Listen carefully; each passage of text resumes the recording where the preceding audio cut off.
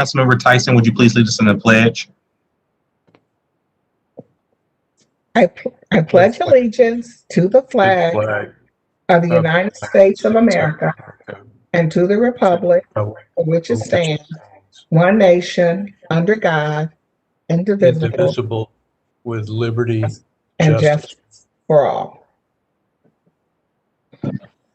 Thank you, Councilmember Tyson. This evening, council is pleased to have Minister Anthony McSwain with us this evening to lead us in prayer. Minister. Let us pray. Father, we love you and we thank you for the many blessings that you continue to give to us during these perilous times. God, I ask that you continue to shower your love and protection among your people. Lord, we thank you for having the spirit of service as we carry out these times to protect and cover each and every one of us. Lord, I ask that you continue to have your hand on this agenda as your people continue to lead and guide our city. We thank you for our mayor. We thank you for our city council, and we thank you for our great state. We know that everything is going to be all right.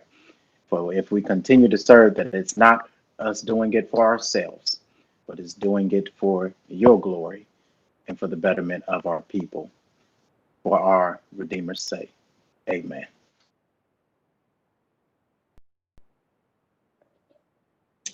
Clerk, please call the roll. Brown, Dorans, Favor, Remy, Tyson, President Harden. Can I get a motion to dispense with the reading of the So moved. Second. Please call the roll. Brown, Dorans, Favor, Remy, Tyson, President Harden. This week's communications received by the city bulletin. Are there any other communications? Not at this time. Are there any resolutions, starting with my colleague, President Pro Tem? No, thank you, Council President. Thank you. Councilmember Mitch Brown. Thank you, Council President. I do have one resolution this evening. It's Resolution 0191X 2020 to recognize the contributions of Steve Louie to the City of Columbus and to congratulate him on his retirement. Steve has played a significant role in improving our City of Columbus facilities for over 40 years with the Department of Finance.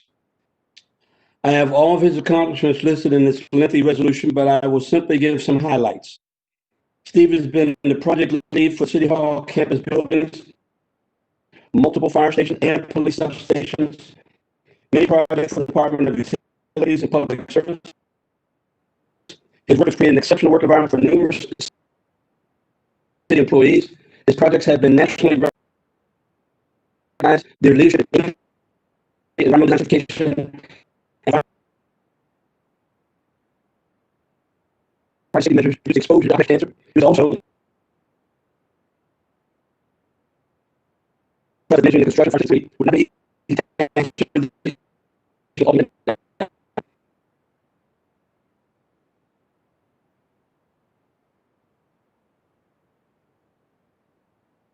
I'd like to thank you to congratulations this time. Director Martin, do you have any comments?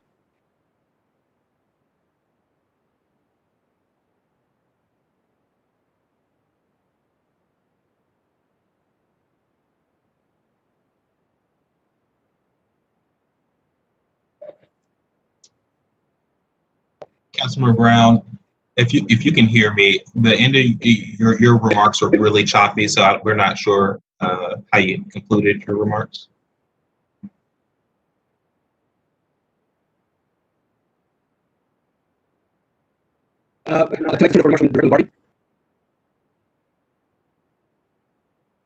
I'm sorry, Councilmember. I'm not getting you. I'm going to go to the next council member just so we can come back, so we can give the time and the respect to the resolution you have for us, so we can get your tech working a little better. That's fine, Council President. All right, Council Member Dorans. Thank you, Council President. Can you hear me? I can. Excellent. I was a little bit nervous there. No resolutions tonight, just a quick announcement. Just want to take this opportunity to wish everyone a happy holiday season and new year, as this is going to be my last council meeting of the year, as my wife and I are expecting a baby to arrive about any day now. For any constituent matters, folks are welcome to email anytime. As I'm out on parental leave, my office will still be functioning with the help of day-to-day operations and constituent services. So if folks need anything from my office, they're welcome to email me or my legislative aide, Kevin McCain, at kbmccain@columbus.gov, or Hannah Miller at hnmiller@columbus.gov as well. Folks should be in good hands with those two, and certainly look forward to rejoining my colleagues in January. And that's all I have, Council President. Thanks. Thank you, Councilmember. Councilmember Favor.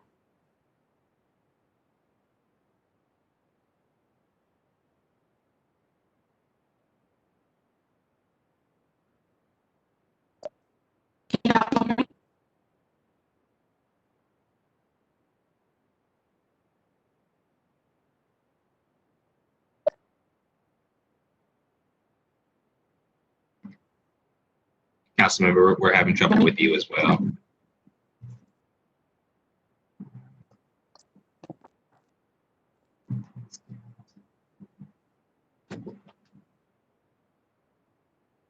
I'm going to try Councilmember.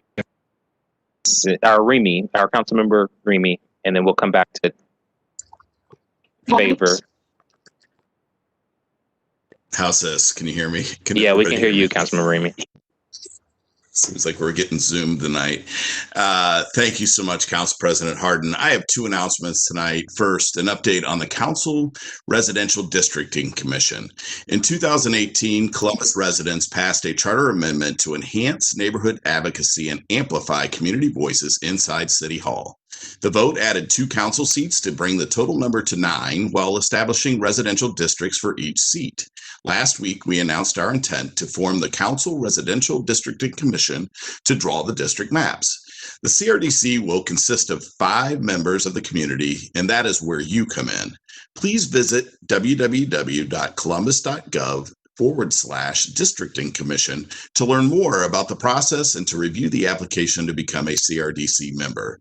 The preview is available now, and the application will actually go live on Tuesday, December 15th. All applications are due by noon on Thursday, January 21st, 2021. If you have any questions whatsoever, please feel free to reach out to us at crdc@columbus.gov. That's crdc@columbus.gov. My second announcement is an update on the Resilient Rapid Response Fund COVID-19 PSAs. Earlier this year, we legislated $20,000 to create COVID-19 safety and resource PSAs. We were able to accomplish this thanks to receiving a grant from the Welcoming America, Inc. and the partnership of Columbus Public Health. On the City of Columbus YouTube page, you will find the PSAs in the following languages: French, Spanish, Somali, Nepali, Russian, Fulani, and Arabic. I want to show one of the videos tonight. Many thanks to Tariq Terry, who shot and produced these PSAs, and to Hule Thiam, the speaker in this particular video. Ms. Burks, can you show us that video right now?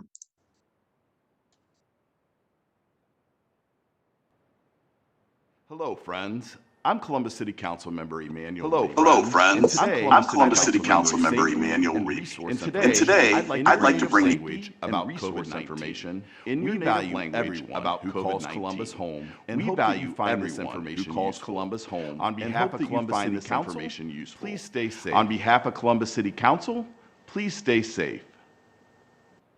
Bonjour, je m'appelle Houlay Cham, je suis venue encore parler à la communauté par rapport au Covid-19. Je suis venue encore parler à la communauté par rapport au Covid est toujours là. La première chose que je voulais dire, c'est que le Covid est toujours là et que le nombre de cas augmente par rapport au début. Et nous remarquons que le nombre de cas par rapport à la loi du port du masque dans l'État d'Ohio. Quand vous sortez de votre maison, il y a une loi dans l'État d'Ohio qui dit que vous devrez absolument porter un masque.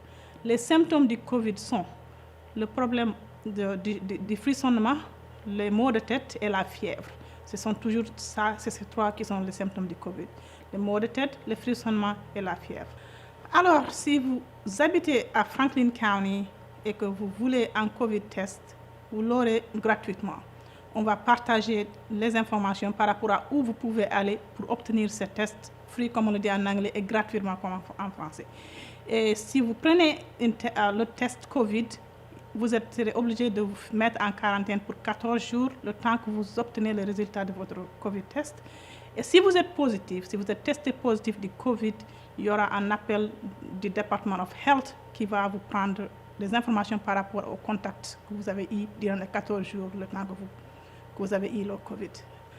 Alors, c'est important et recommandé cette saison spécialement de prendre ce qu'ils appellent le flu shot ou le vaccin de la grippe. Vous pouvez l'avoir gratuitement au Department of Health. On va vous subvenir des informations, des numéros de téléphone et de la location du Department of Health de Columbus, Ohio.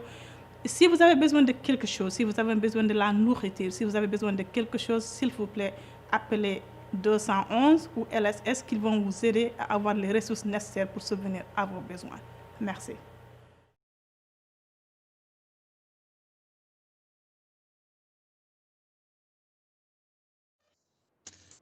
Thank you. Wonderful. That, again, you can find these PSAs on the City of Columbus YouTube page. To further highlight and promote these PSAs and the work of a handful of organizations in town who are helping immigrants and refugees during the COVID-19 pandemic, I will be hosting a live stream roundtable event. The COVID-19 Immigrant and Refugee Response Roundtable will be on Tuesday, December 15th from 12 to 1, live on Facebook and YouTube. We hope you will attend and help us spread this important COVID-19 safety and resource information with your neighbors and community members. Thank you, Council President. That's all I have this evening. Thank you, Council Member. We will go to Councilmember Tyson, and then we'll circle back around to Councilmember Mitch Brown. Councilmember Tyson. Thank you, President Harvey. And I also just want to say thank you to Councilman Remy for utilizing those dollars, and certainly we all supported him, but making sure that our new Americans and immigrant community have access to COVID information, and just really appreciate all the partners that were shown in the video that are working with our residents in Columbus.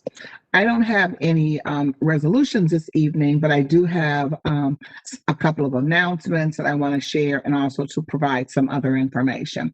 So first of all, I want to share that as the pandemic continues to rage and more people get sick, many of us feel unsafe and uncertain about our future, especially now that Franklin County has put a stay-at-home advisory in place for the holiday season. Well, for victims of domestic violence, staying at home can feel familiar. Abusers often isolate and control victims, contact family members, friends, co-workers, and neighbors, etc.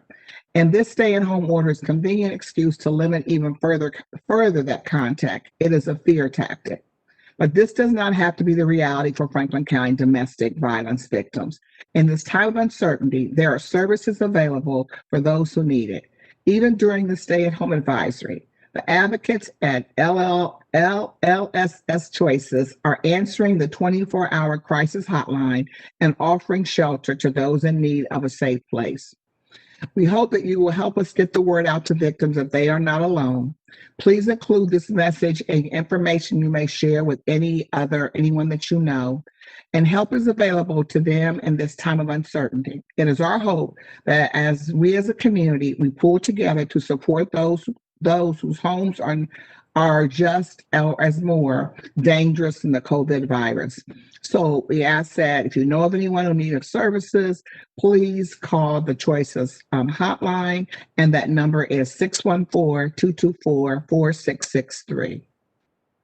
Additionally, I want to also, in council chambers, I want to highlight Pat Lazinski, the Chief Executive Officer from Columbus Metropolitan Library, and he is with us today. So on June the 1st of 2020, we passed a resolution declaring racism as a public health crisis in the city of Columbus.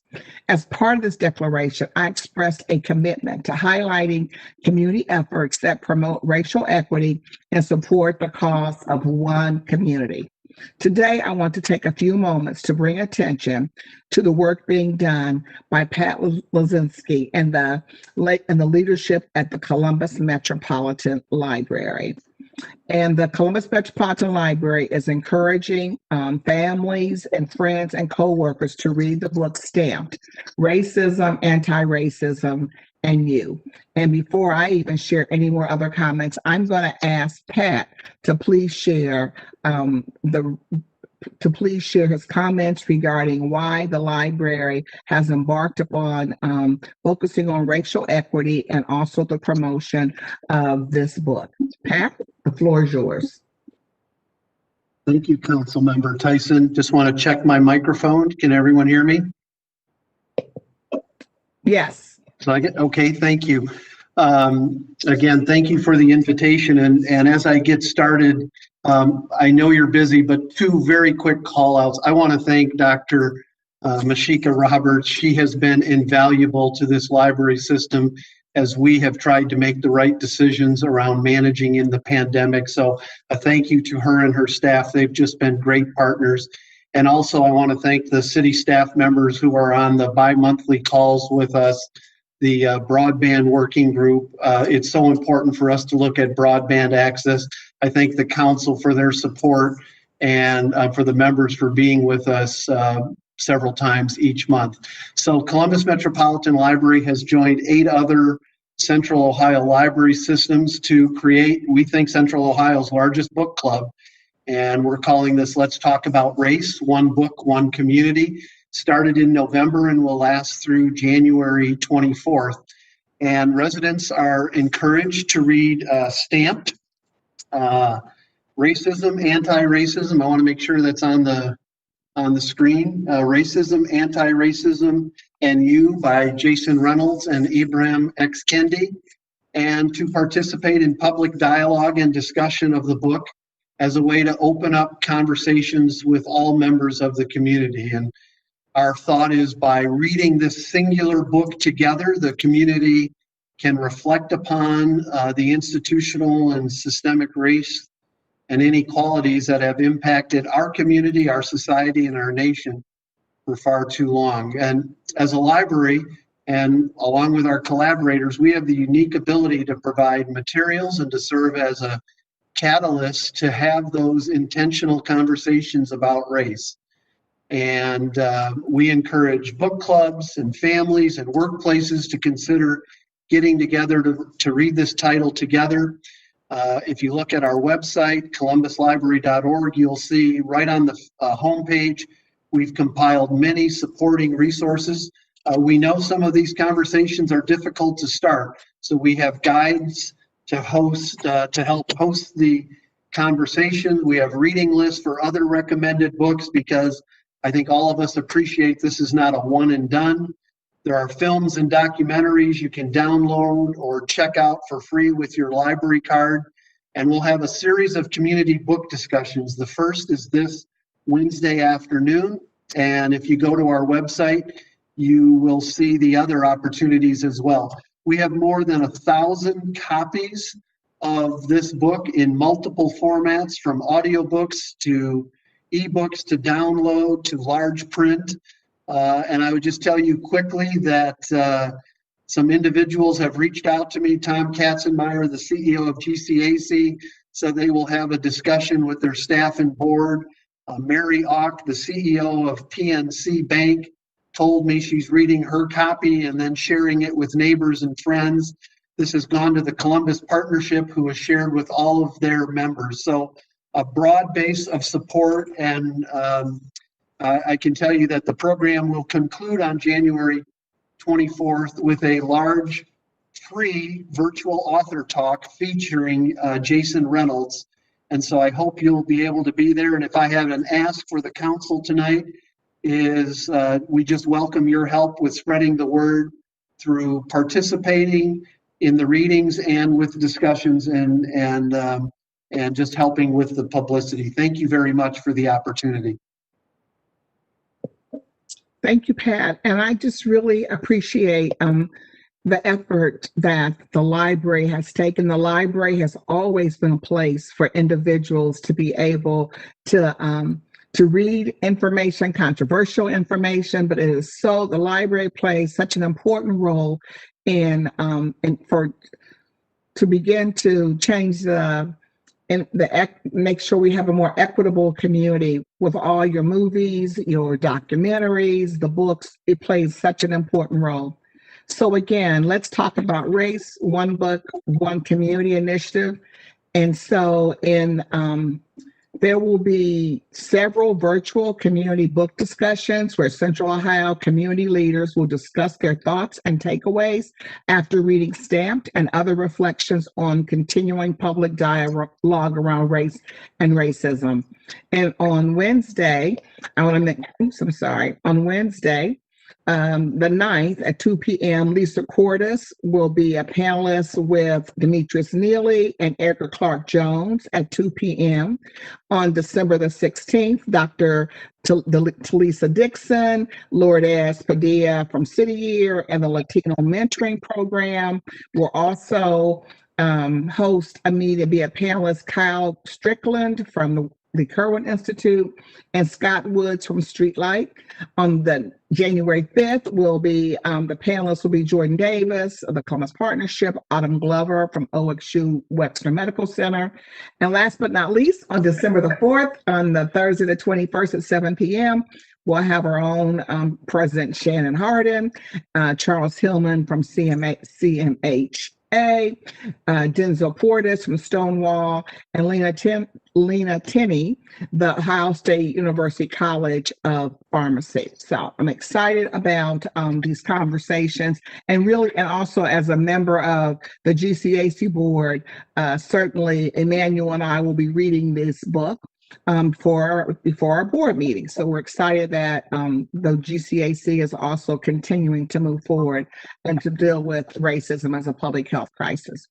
And my final announcement is that Health and Human Services Committee, there'll be a Commission on Black Girls, the Next Steps, and I'll be hosting a hearing on the commission. We'll be sharing the work over the last 2 years and then providing really a handoff of that work to continue to move the work forward. So the hearing is Wednesday the 9th from 2:30 to 4 p.m. Which talk about the conditions in which Black girls 11 to 22, what their quality of life is in Columbus, Ohio, and how we continue to move them forward. And then public testimony will be, you can certainly provide public testimony during the hearing. And then lastly, we'll be focusing on the Crown Act on next week. We would hope to pass legislation on the Crown Act next week.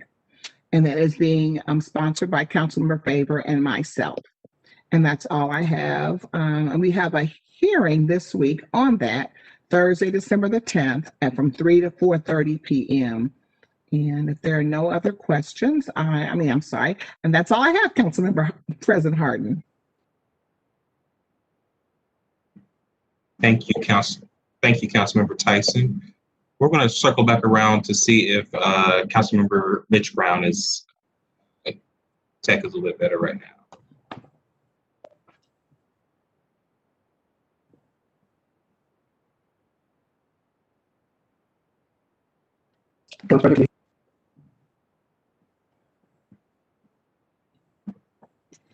Can you hear me?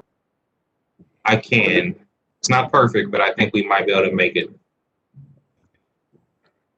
Then I'll make it brief at this point. How's that? The resolution I had this evening is to acknowledge Mr. Steve Louie for the Department of Finance. Steve's had over 40 years working for the city of Columbus, and multiple fire stations, multiple police substations, many projects for the Department of Utilities, Public Service.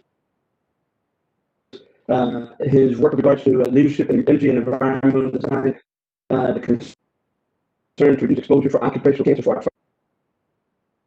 our firefighters. He's just been special in multiple ways, and he's going to be missed. I would like to ask President Barney if you have any comments. think Councilmember asked if anybody had any comment. President Harden, I'm sorry to interrupt. This is Director Lombardi. I think I caught that at the end that Councilmember Brown wanted to know if I had a few words, which I always do, as you know. Thank you, President Harden, Councilmember Brown, and other members of council. I've known Steve Louie since I've started with the city and in different jobs that he had, both with facilities and with construction management. I do want to let you know 6 years ago when I started with the finance department, I did have hair before I met Steve. And so I think part of the reason why it's not there is because of Steve. But you know, the thing with Steve is we do share a lot of things in common. Number one, we both like to have vegetable gardens that we like to talk about during the summer, even though his seem to always be better than mine. We have shared Italian spaghetti sauce recipes with one another, and again, his seem to be better than mine. And we did have some mutual friends in the San Margarita area that we both grew up with. So it was kind of interesting to get to know that when Steve and I started working together. Steve was a big part of the Sancus police substation, fire station number 2, and the design of the Georgesville Road outpost since I've been the director of finance and management. And the one thing about Steve, I can always say he was always willing to help, to share his knowledge, and to help new project managers with the processes and with the way that the city does business. And Steve has always been, had a great sense of humor. He's always been meticulous about making sure his jobs were done correctly and always willing to help departments to make sure that their facilities got what they needed. And we are going to miss all that experience. However, he made a mistake today by giving me his personal cell phone number. So I will make sure that it is on speed dial when we need any help. So Steve, congratulations. Don't be a stranger. Thank you.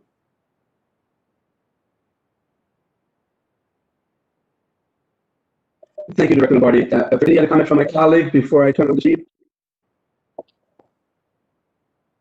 Angie, do we have Steve Louie? Yes, I'm on. Can you hear me?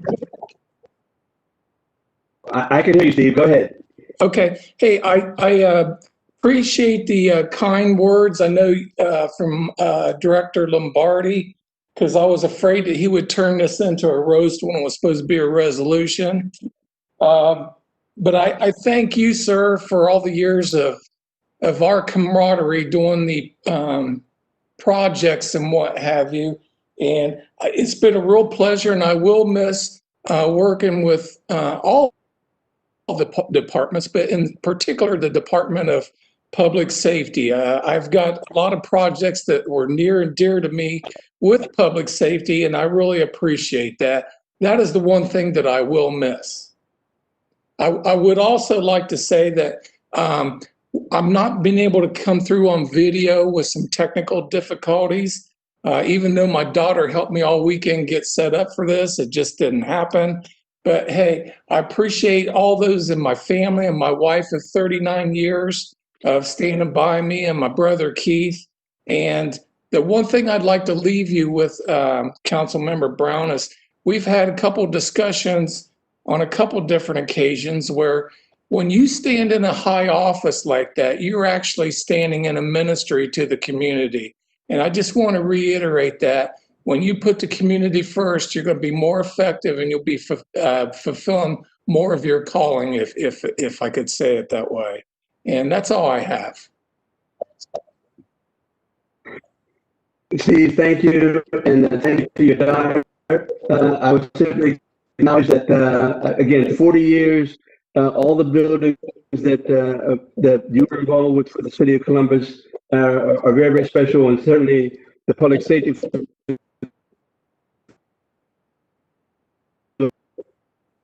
are very, very near and dear to our.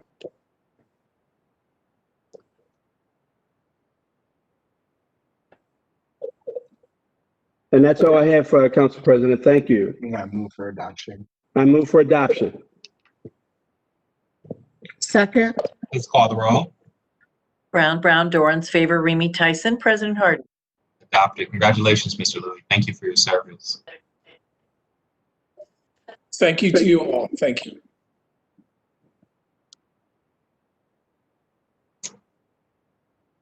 Well, again, we apologize to folks who are participating with council this evening. We're having technical difficulties kind of all around. I know that I had my colleague, Councilmember Favor, who was up next, but I think she just had a little issue where she had to pop off, and as we're trying to restart her connection. So I'm going to go through my resolution that I have. But before talking about my resolution, I want to address what has been on a lot of our minds, especially as council members, as members of this community. Over the weekend, we heard tragic news. A young resident, Casey Goodson Jr., was shot by a Franklin County sheriff deputy who was working on a federal marshal's task force. Mr. Goodson died from those gunshot wounds at the hospital. And regardless of the fact that Franklin County Sheriff's Office and the federal marshals are not part of a city government, regardless of the fact that this investigation must run its course and we need to see all the facts, what happened is still a tragedy. This is a sad day for our community. This loss weighs heavily on all of us. Our call for reimagining public safety in Columbus is not just about policy or budgets, but also about addressing the devastating impacts of violence that disproportionately affects Black and Brown people. So we invite our residents to stay engaged in this work that lies ahead. Council plans to listen, to learn, and advance reforms in policing in our community. So the Goodson family is in our prayers this evening. This evening, I have one resolution. It's 0203X-2020, and it's to honor and recognize and celebrate the life and service of Willie Young Sr. Willie Young Sr. joined the Ohio State University in 1990 in residence life and became the Senior Director of Off-Campus and Commuter Student Services in 1998. He was one of the most devoted, beloved members of the university community, dedicating his career to serving students and taking a personal interest in their well-being, as well as serving as a mentor and advisor to countless students and staff with wisdom and a sense of humor that led all who knew him to call him a friend.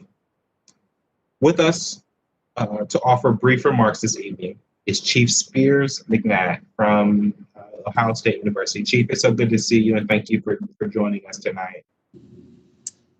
Good evening. I am Chief Kimberly Spears McNatt of the Ohio State University Division of Police. Thank you very much to the members of Columbus City Council for honoring Mr. Willie Young Sr. today. Willie was a true Buckeye icon, making an impact on generations of Ohio State students for 30 years. His influence on staff members was just as great. He was a loyal colleague, a trusted friend, and more. Your acknowledgments of Willie's life and impact today will help his legacy to live on, and I thank you for your time. Thank you, Chief. We had literally an outpouring of folks from the OSU community who wanted to speak about Mr. Willie Young. In lieu of that, the OSU, the Ohio State University, submitted a short video so we could hear from the community about Mr. Young. Ms. Angie, would you mind playing that video?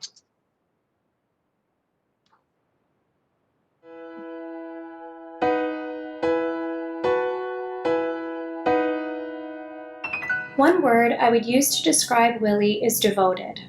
He was devoted to his family, to his colleagues, and to his friends. The one word that I would use to describe Willie Young Sr. is character. Willie Young, ambassador. Genuine. Selfless. Compassionate. Willie Young was caring. He spent 30 years at Ohio State, striving to ensure that every student felt a sense of belongingness and safety on this campus. And he did it all with a warm smile. Willie left all of us in a better place than he found us. You, me, Ohio State University, and all of its students and staff, and the whole city of Columbus. Willie taught me to find the passion and joy in everything I do and to always pay it forward. To me, Willie was a mentor and a friend and has always inspired me to be a better person. Willie built our off-campus and commuter student services office from scratch through his tireless dedication and selfless efforts to improve the lives of our students. Our town-gown relations would not be what they are today without all of the work that Willie did. Willie's impact is really too great to capture. I'd say that we could fill the shoe with all the people that he impacted, those who loved him, and those who helped both directly and indirectly. Willie was a modern-day superhero, and he used his powers to make the university district a safer place for students. He would work until literally 11 midnight on the weekends, and I never knew how he got anything done with that sleep schedule, but he would do anything for the school, and I think he would genuinely work 24/7 if we let him. He reminded us all, students and faculty and everyone else alike, that we were all part of a community, and that what we did and who we are, it all mattered. Within minutes, he made me feel like an old friend. How did he know my high school mascot? I'm from Virginia. Willie was my cheerleader. He was so positive and uplifting, and anything that you were passionate about, he was also just as excited for you. Willie loved our students, and that love was demonstrated through his commitment to the community's safety.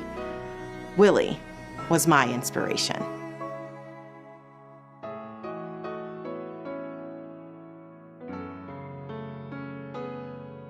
In honor of one of Willie's favorite weeks and the great rivalry game, go Bucks, beat that team up north.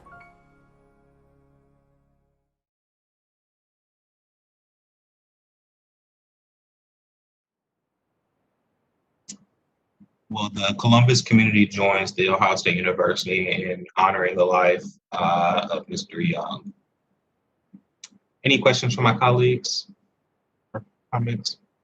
Seeing that, I move for adoption. Second. Clerk, please call the roll.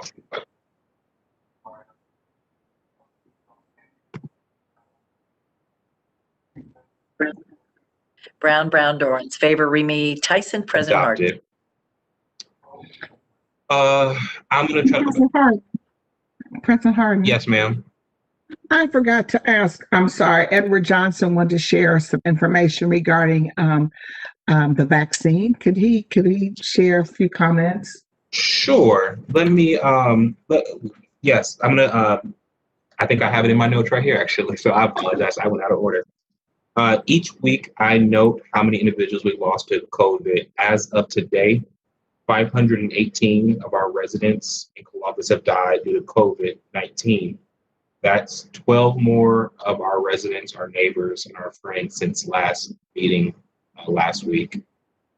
Director Johnson, as Councilmember Tyson was saying, I know that Franklin County is no longer purple based on the state's rating system.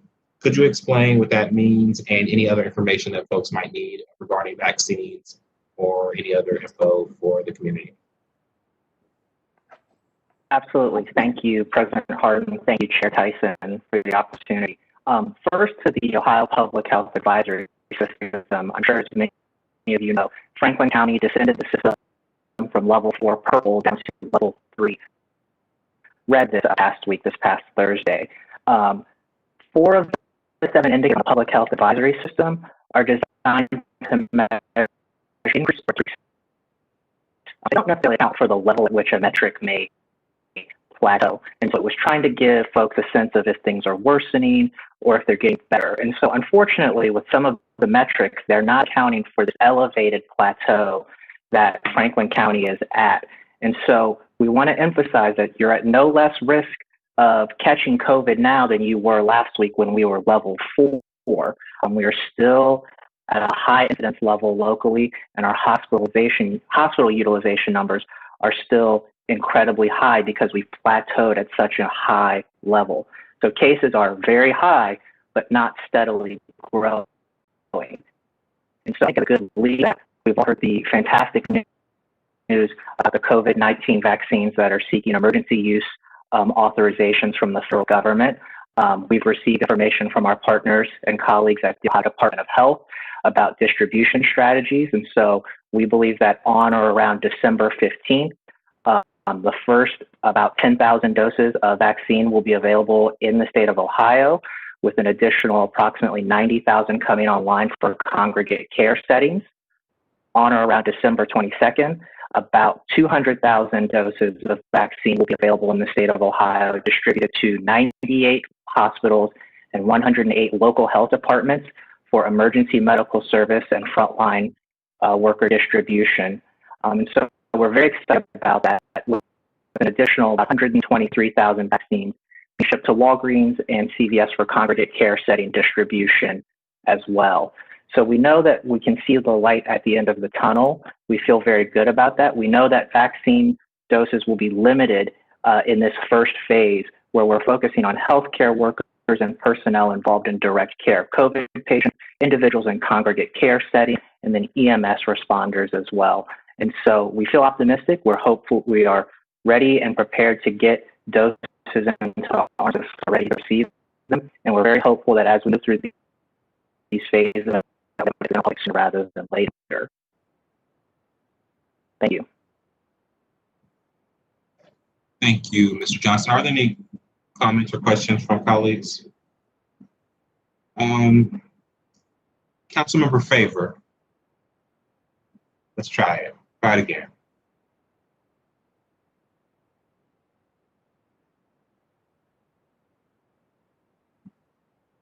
Can you all hear me?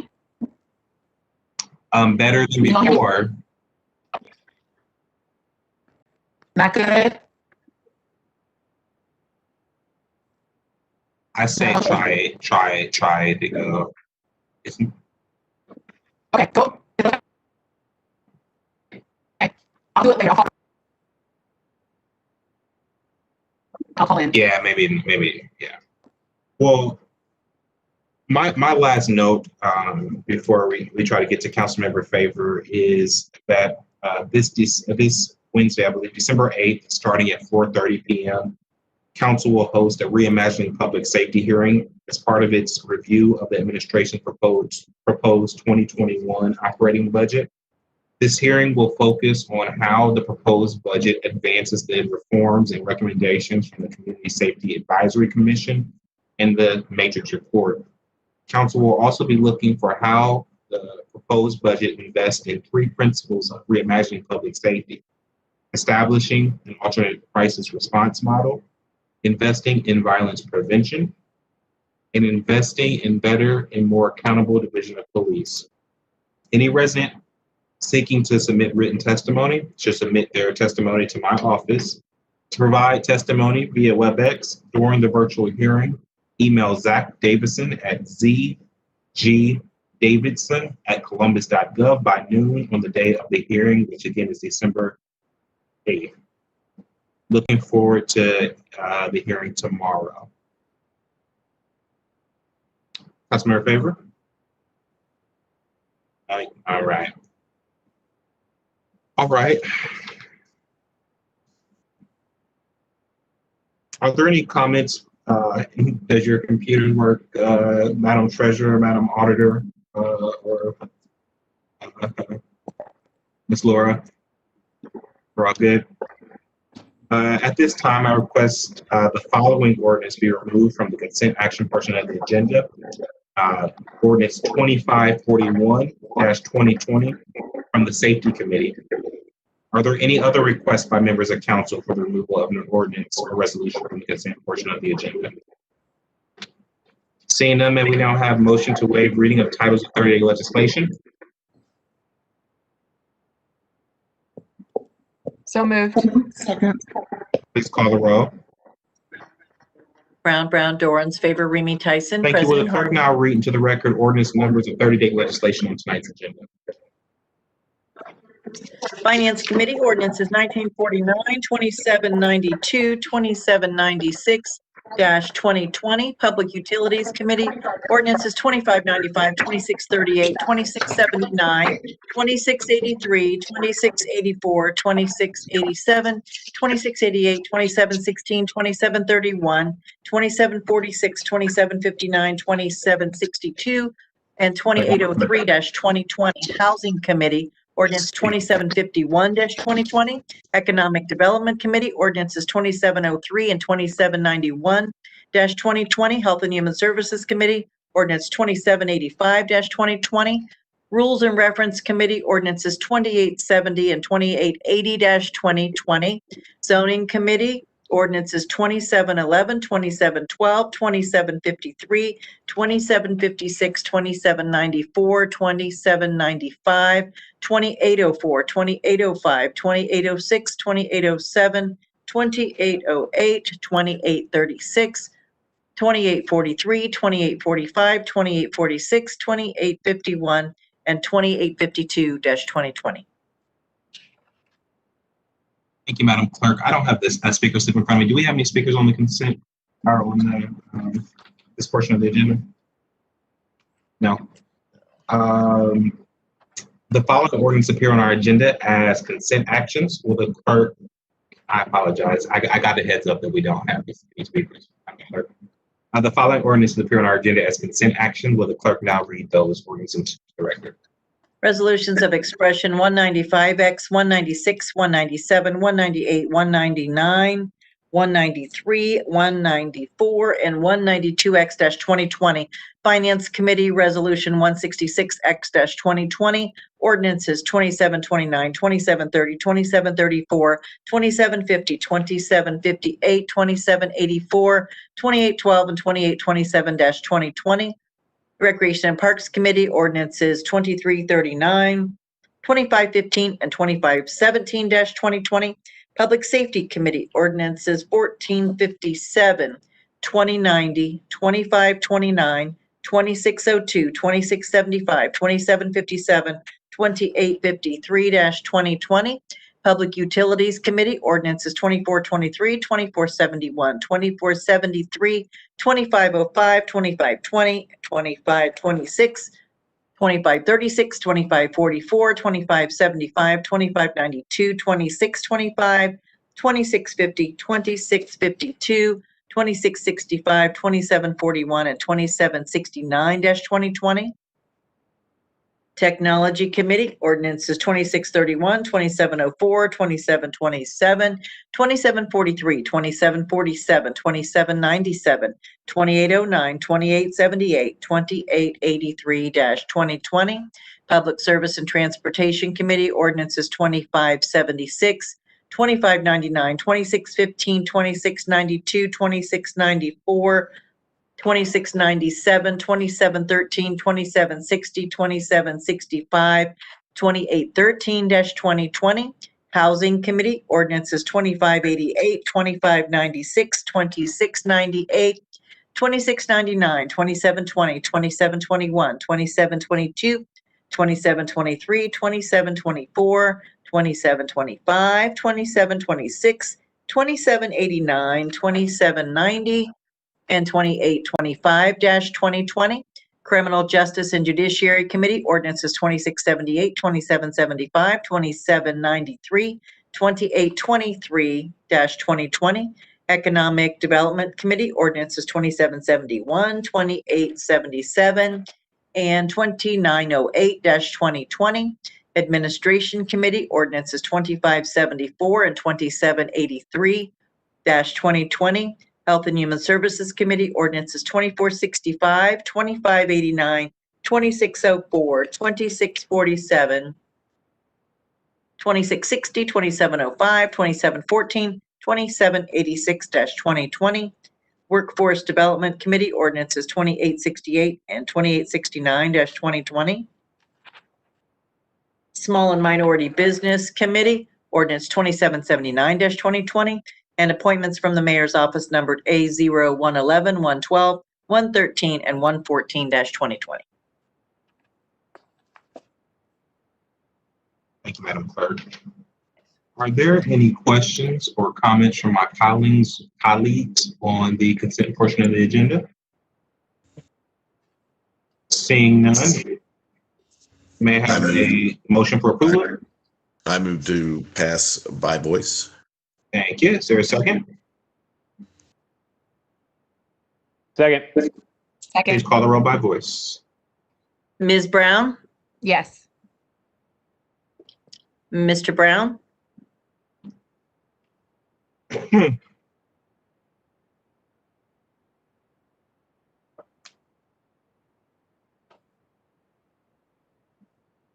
Yes.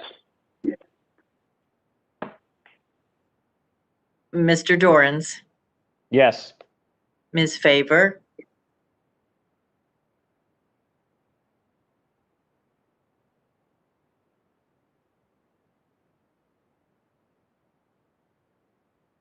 Let the record reflect Ms. Favor says yes. Mr. Remy? Yes. Ms. Tyson? Yes, with the exception of 2589-2020, 2647-2020, and AO111, 112, 113, and 114, on which I am abstaining. President Harden? Yes, ordinance are passed. We will now proceed with the second reading of 30-day tabled emergency legislation. The first committee is the Finance Committee, and Councilmember President Pro Tem Brown chairs that committee. Thank you, President Harden. Can everyone hear me? Okay. Yeah. Feel free to speak up and stop if needed, either you or the clerk.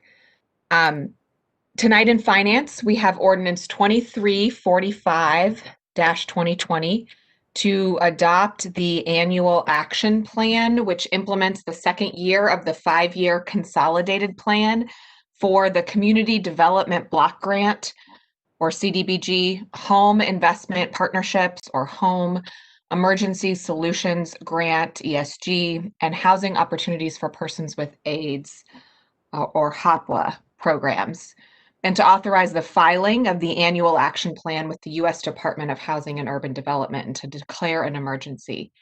As work continues to finalize the 2021 action plan budget, I am requesting tonight that we table this ordinance, please, for another week.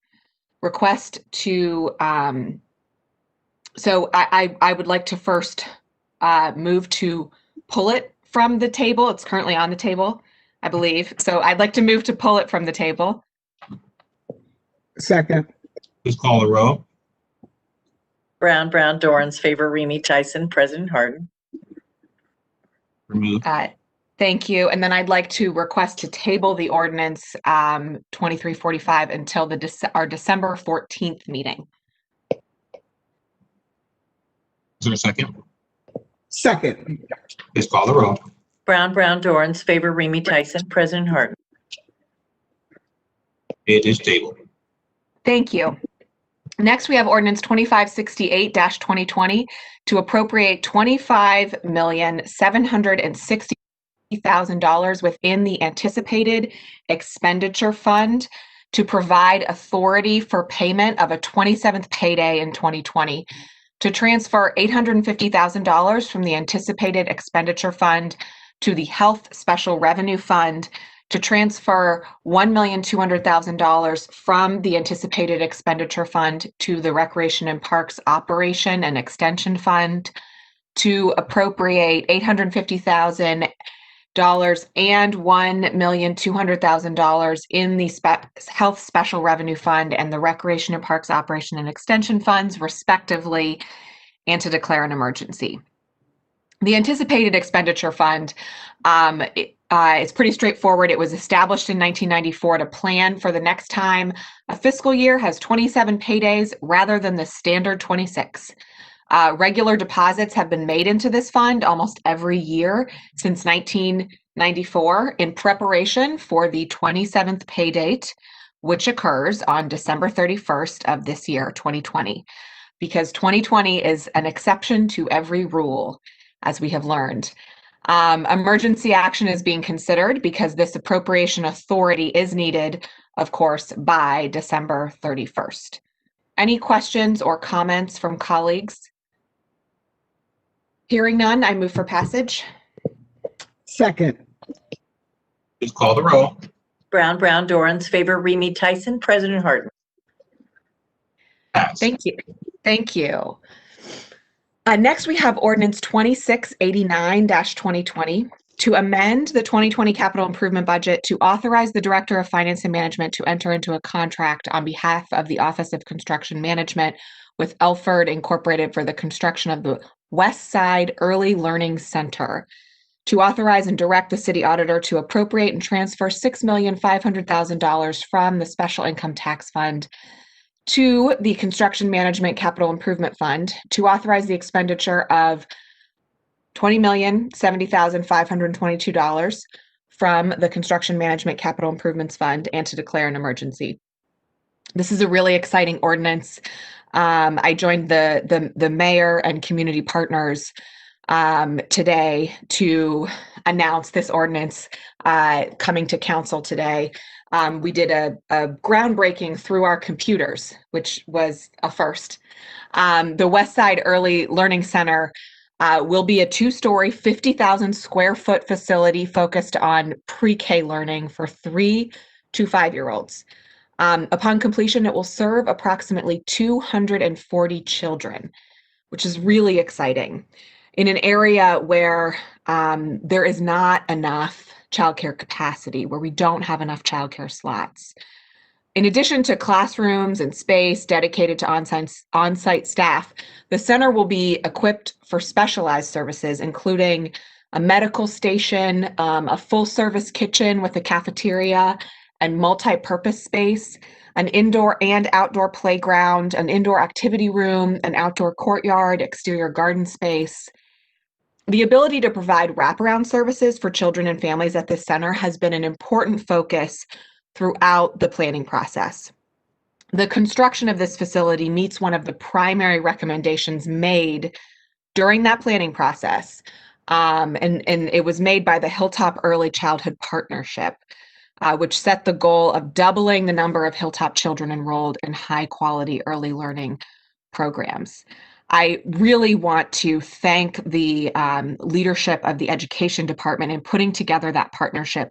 This has been a very neighborhood-driven process to identify the early learning needs on the Hilltop and to craft solutions that put the neighborhood first and that really elevate the way we think about childcare as essential infrastructure. I emphasize at every opportunity I get that investments in childhood learning are essential for our community. Having that safe space for kids to grow and learn, it not only provides parents with the peace of mind they need to work and support their families, it also prepares children for success immediately in kindergarten and beyond. Studies have linked access to pre-K to long-term earning potential and success in life. I am, again, so excited about this project. I want to deeply thank Director Smido and Sierra Adams with the Department of Education for their vision and their very hard work in guiding this process. I also want to thank Director Lombardi and the Finance Department. I want to thank Mayor Ginther for the work that they did, securing the necessary funding to make the Westside Early Learning Center a reality. Emergency action is being considered to prevent delays of any needed material due to COVID-19 and to begin work as soon as we can. Are there any questions from my colleagues? Hearing none, I move for passage. Second. Please call the roll. Brown, Dorans, Favor, Remy, Tyson, President Harden. Pass. Thank you. President Harden, may I move to, I think I'm moving to Recreation and Parks now. I lost my place in my agenda, but I believe that these next two ones are in Recreation and Parks. Yeah, our next three are in Recreation and Parks, yes. May I move to Recreation and Parks? Please. Thank you. Apologies for that. So the three ordinances in Recreation and Parks tonight are for the same general idea, the purchase of golf equipment to be sold at the pro shop at the airport golf course. In 2018, the golf division assumed operation of this pro shop and is responsible for purchasing the inventory and supplies that are sold there. Revenue from these sales, I want to highlight, supports the ongoing operation of the golf division and supplements general revenue funds for the Recreation and Parks Department, allowing them to divert resources to other areas of essential programming. Competitive bidding provisions in these ordinances are being waived to secure the lowest price for these products through discounts available directly from the suppliers. Players who utilize the airport golf course expect a variety of equipment to be available at the shop, and course participation would be expected to decline without this equipment. So I will move into the ordinances, and I'll allow for questions after each one if my colleagues have any. First is Ordinance 2582-2020 to authorize the Director of Finance and Management on behalf of Recreation and Parks to enter into contract with Wilson Sporting Goods for the purchase of merchandise for the airport golf course, to waive the competitive bidding provisions of Columbus City Code, and authorize the expenditure of $5,000 from within the Recreation and Parks operating fund, and to declare an emergency. Any questions? Hearing none, I move for passage.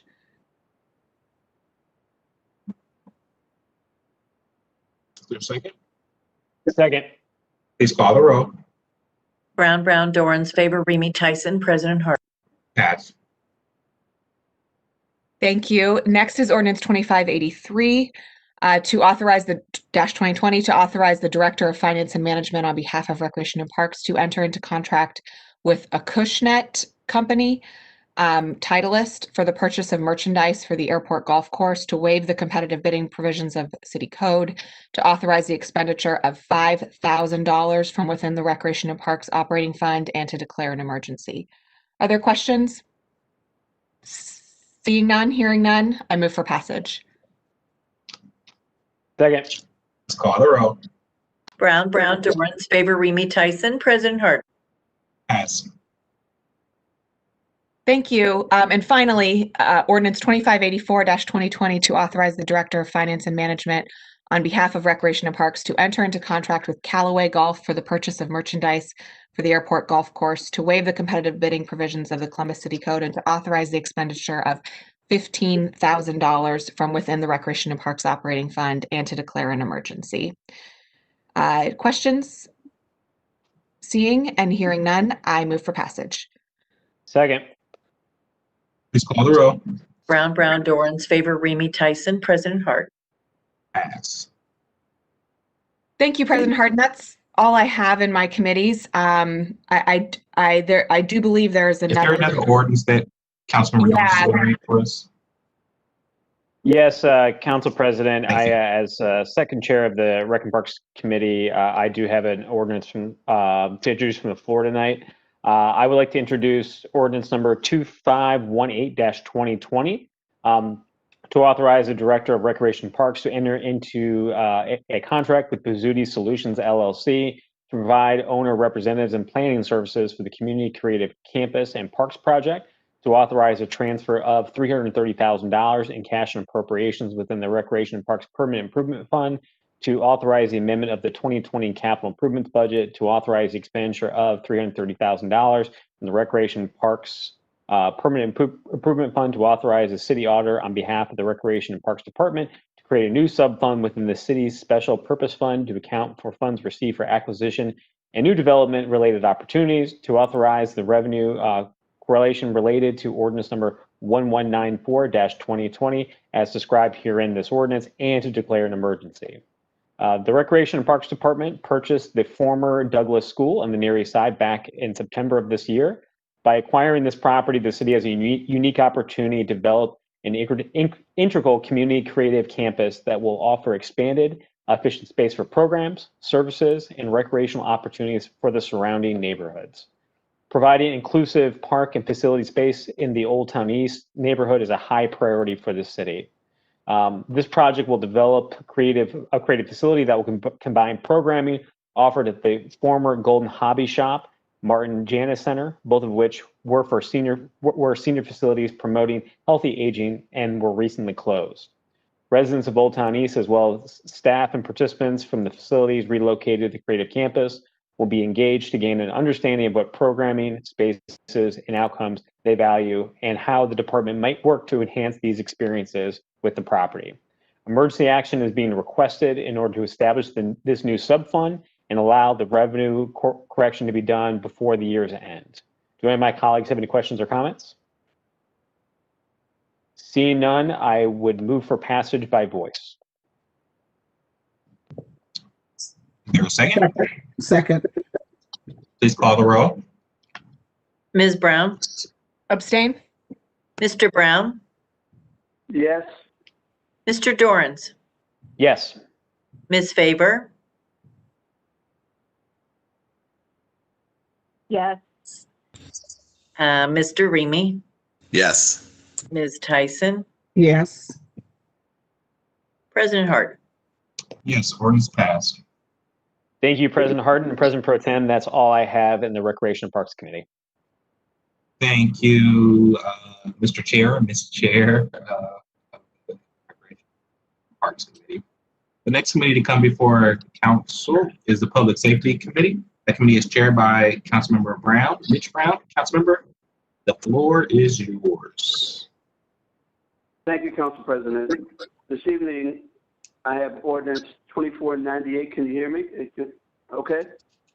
Yes. Okay. 2020 to authorize the Director of Public Safety to enter into a contract with Motorola Solutions, DBA Vigilant Solutions for the purchase of licensed subscriptions to its Crime Search Investigative Module and its Investigative Data Platform, as well as 2 fixed license plate reader polls to waive the competitive bidding provisions of the City Code Chapter 329 to enhance the ShotSpotter program through the purchase of software and hardware for the Division of Police, to authorize a transfer within the General Government Grants Fund to authorize the expenditure of $104,955 from the General Government Fund. This evening, I have with me Commander Smith Weir from the Division of Police to speak about the benefits associated with the license plate readers in conjunction with ShotSpotter technology. Commander Weir?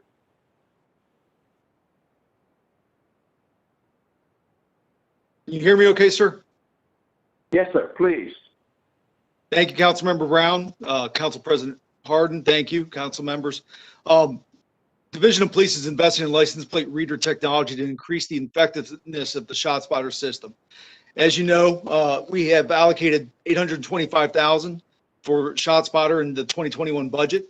It has been a tremendous success so far and helped us solve violent crimes and prevent violent crimes. By marrying the license plate readers to ShotSpotter and the community crime cameras, we can increase the effectiveness and the efficiency of the system altogether. License plate readers will be placed in fixed locations where ShotSpotter is already operational, most notably the Hilltop and the Linden area. They will only be activated when ShotSpotter detects shots fired in the area. They will provide only license plate numbers to investigating detectives and responding officers and do not contain personal identifying information outside of what the officers are able to then expand upon that by using law enforcement databases when appropriate. It will be the responsibility of the investigating detectives to cross-reference those numbers provided by the license plate with law enforcement databases and BMV if reasonable suspicion of a nexus to the crime occurs. The ShotSpotter system, as Chief Quinlan said earlier this week at the budget hearing, to date has detected 17,591 shots fired this year in the 3 Columbus neighborhoods. In our city of over 225 square miles, the areas covered by ShotSpotter only cover 9 square miles. So we've had that number of shots in a very small percentage of our city overall. So obviously this is worthwhile, incidents and crimes that are leading to violent crime in our city. The coordination of the ShotSpotter system, the community crime cameras, and the LPRs will allow for actionable intelligence on individuals suspected of a specific offense. There was a question last week after the budget hearing about random traffic stops. The division does not conduct random traffic stops. In instances when officers or in marked cruisers are responding to the scene of shots fired, officers will watch for erratic behavior, a vehicle weaving in and out of traffic, a blown stop sign, a vehicle driving extremely fast. Or in other cases, a caller may give a brief description. Hey, I heard shots fired and I saw a blue Chevy pulling off. In that case, officers would look for a vehicle that matched that description as they're responding to the scene, leaving the area. So sometimes that leads to a traffic stop and the arrest of a suspect. Other times it leads to a traffic stop and maybe somebody was a victim or a witness. And then sometimes, obviously, as the law of averages would be, it's somebody that was just in the wrong place in the wrong time with a vehicle that matched the description. We're hoping that by utilizing this technology, we limit that inconvenience of the mistaken traffic stop, or the traffic stop of somebody that was just in the wrong place at the wrong time. Like I said, the marriage of the LPR and the community crime cameras, the ShotSpotter system, will provide real-time information that will allow officers and investigators to narrow the focus from a wide range of possible suspects to the specific vehicles that they can look for and follow up during the subsequent investigations. It'll make our officers more efficient and prepared with better information. From the citizen standpoint, we'll minimize the inconvenience for those that are not involved in the crime in hand. Are there any questions from my colleagues? Also present is Chief Quinlan. I have a question, council member. President Pro Tem, by all means. Thank you. The product detail in the legislation mentioned the use of facial recognition technology. When we've inquired, we've been told the division does not use this technology. So I want to understand better.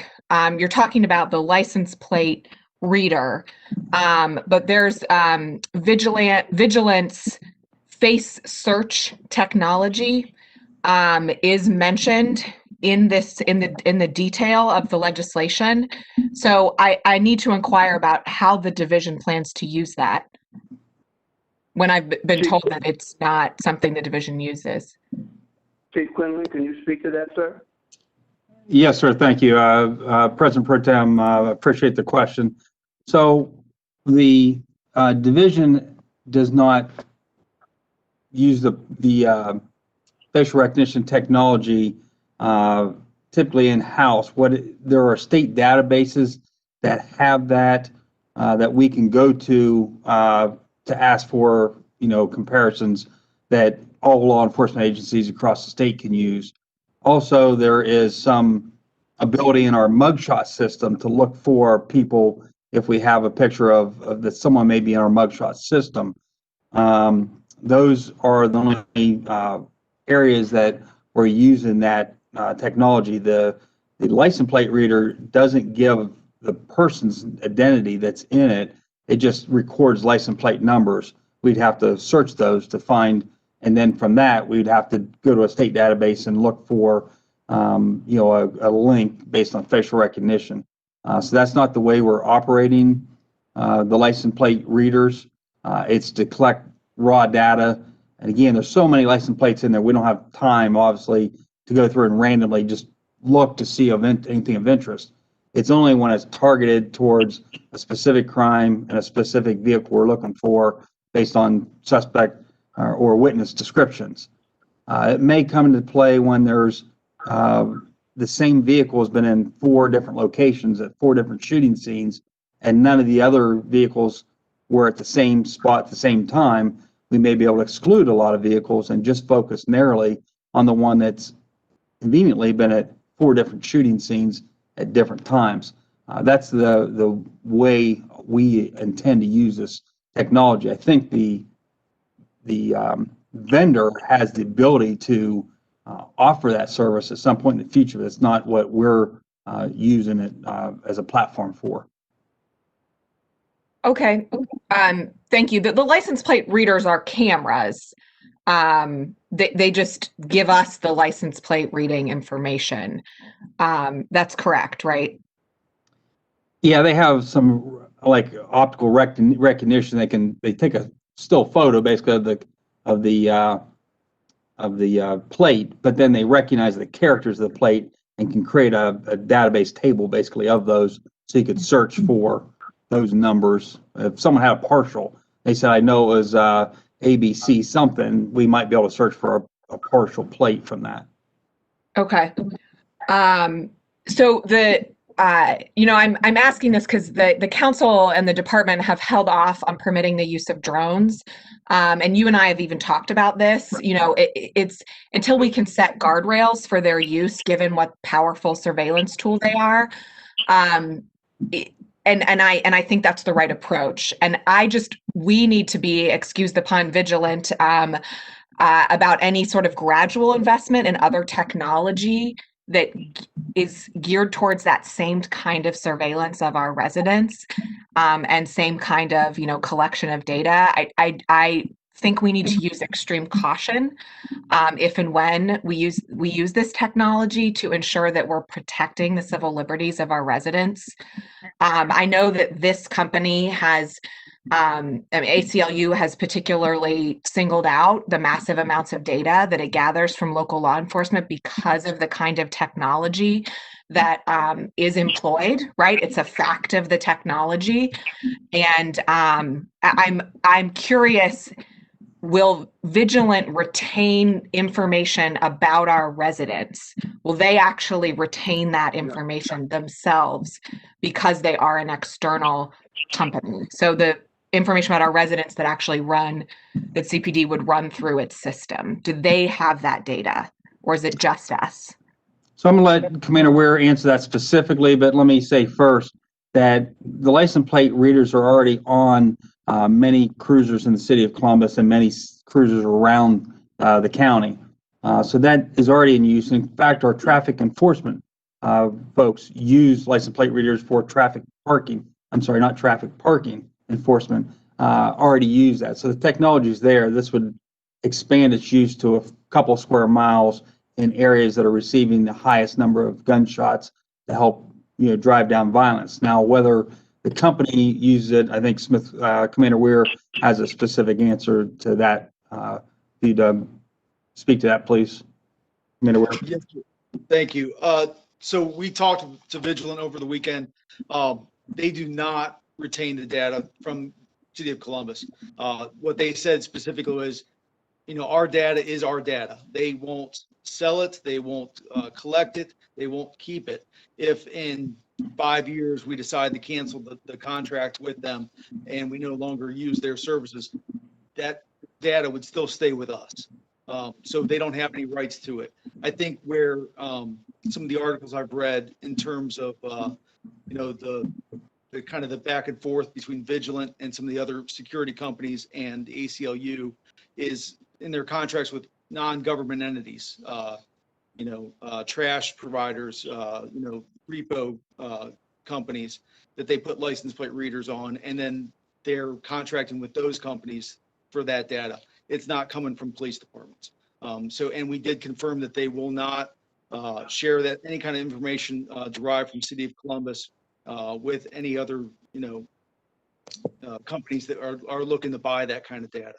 Our data stays with us, and we decide who and when to share it to. And if we say we're not sharing it with anybody, then we're not sharing it with anybody.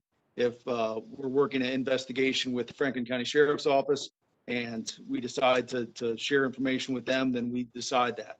But no, there's no Vigilant will not give out that information at all. So Vigilant has no rights to our information. That's correct. Okay. I appreciate the help through those questions. And I continue to want to, exercise caution when it comes to gathering more and more data about our residents.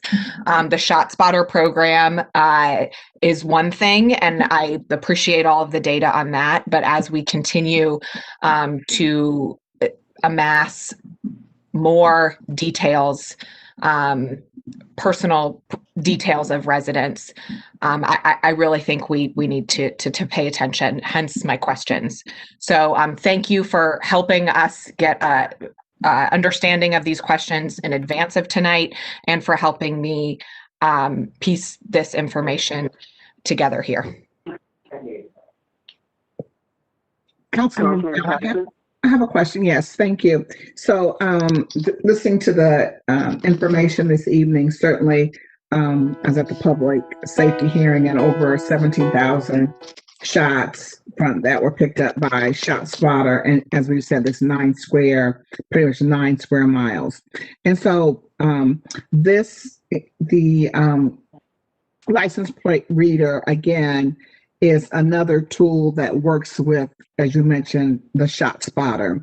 So my question is, based upon getting this new piece of equipment, can you just share from either what you've heard from other cities or what we are planning on here as to the success of using the license plate readers? So, able to pick up 50% more of who maybe shot, if they were driving and shooting. Do you have any data like that? Chief Quinlan? Thank you, sir. I don't have ready at hand that exact data. I can tell you that I meet frequently with major city chiefs, the 70 largest cities around the country, and we all are struggling right now with the fast pace of technology and artificial intelligence. And we're all trying to determine what the ethics are of using artificial intelligence, because it's so fast evolving that we're always behind on just trying to see what's out there. So we are taking it very seriously. We are working as a group of law enforcement professionals on what the right approach is on that. This particular technology, without having data to share directly, I can say anecdotally that it is a piece of information taken with other information leads generated that can help narrow the focus of who we're trying to locate out of an incident. And also, it also puts officers in the areas more frequently, because they go back and do follow-ups after like the next day, and we'll talk to residents and see if they saw or heard anything. So it actually is an opportunity to engage the community and let them know we're in the community following up on those in real time. Okay. Councilman Tyson? No, I think I'm fine. I mean, the key is we want to make sure that, our residents are we want to do everything in our possible to make sure that we're keeping residents safe. That means if there are shots fired in the community, we want to make sure that we're using tools that will help do that. And so that's why I was asking, was there any data on that? But I anecdotally understand what Chief Quinlan is stating.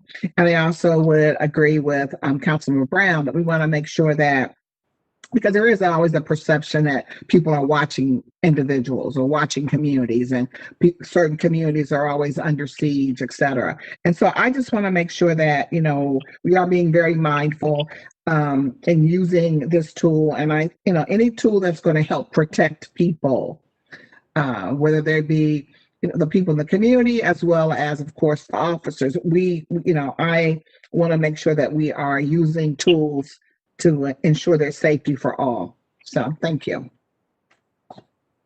Thank you, Councilor Tyson. Is there any questions from my colleagues? Any additional questions? Chair Brown, I had a couple, if you would mind. Certainly. Absolutely. So, thank you, Chair.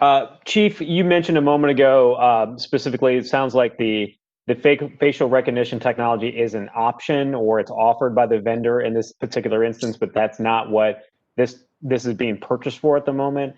I know during the safety hearing last week, we talked about facial recognition resources, or how the department does not rely upon that other than the usage at the state level. Just want to ask the question, since that's not the intention of the use of this piece of equipment, I'm assuming that in order to, if you were to want to utilize that option, that would be another expenditure for the department. So you would need to come back before this body and ask for funds for that. Am I understanding that correctly? Sir, that is my understanding. I will have Commander Weir verify that to make sure and report back if there's anything different than what my understanding is, that would be an additional service fee to acquire that and make sure that we are completely transparent with you in this process. But it is currently my understanding that that is a separate service. Chief, it is mentioned in the legislation, in the product detail, of the legislation. It's specifically mentioned face search with vigilant image gallery access. And it details image gallery, unlimited use by authorized face search tools. So it sounds like that's bypassing that we have that option. I will verify that to be sure. It is not my understanding. That was not the way it was presented to me. I will have to get clarification if that is an intended use, because that was not presented to me that way. Thank you, Chief. Thank you. Sorry, Councilmember Dorans. No problem, President Pro Tem. Second question, Chief. Just as far as for the intended use of the equipment specifically for reading the license plates, particularly around ShotSpotter incidents, do we share that information with any other law enforcement agencies? Thinking specifically around any federal agencies that would want access to that potential data, and if so, what is that process that would have to happen in order for that information to be shared? So when we're on a task force with a federal agency, our officers on that task force could search data to inquire as part of investigative product. Again, they are very heavily tasked with investigations and aren't randomly searching for items of interest, but looking for actual investigative leads. For another agency that we do not have a member assigned to the task force, they would have to seek a subpoena to acquire that information, and most things are available under federal subpoena. Okay, so just to summarize, if it was an outside agency we did not have a relationship with investigative-wise, they would need to ask for a subpoena. If it is a agency in which we do have personnel who are working with, that would be sort of the normal process of an investigation if in fact they had a reason to ask for it. Is that a fair assessment? That's a fair assessment, and the agencies that I would assume that you would have legitimate concerns over, we do not have task force members assigned. All right, thank you, Chief. Thank you, Councilor. Director Pettis, did I notice that you had something you want to say, sir?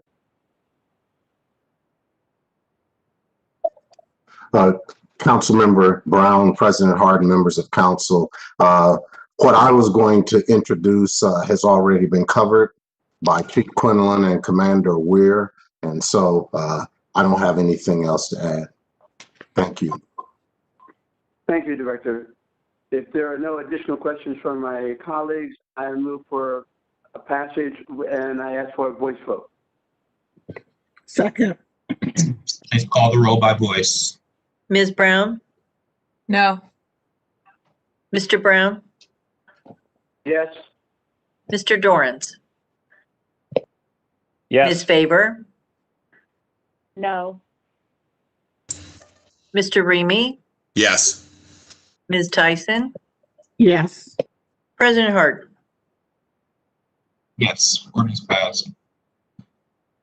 Council President, do you want to take a break for? Yes, please. It's your call. Yes, please. May I have a motion to recess? So moved. Second. Second. Please call the roll. Brown, Dorans, Favor, Remy, Tyson, President Harden. Council is recessed. I am looking for Madam Chair to give me do we want to roll into it or we want to take a break now? Good. I mean, we can start. I mean, what's the pleasure of my colleagues? Take a break after. Okay. I'm ready to go. All right.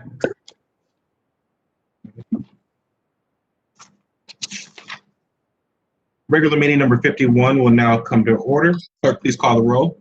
Brown, Dorans, Favor, Remy, Tyson, President Harden. Can I get a motion to switch to the reading of the journal? So moved. Second. Please call the roll. Brown, Dorans, Favor, Remy, Tyson, President Harden. We will now go to the zoning committee. All members serve on it. Councilmember Tyson chairs it. Councilmember, the floor is yours. Thank you.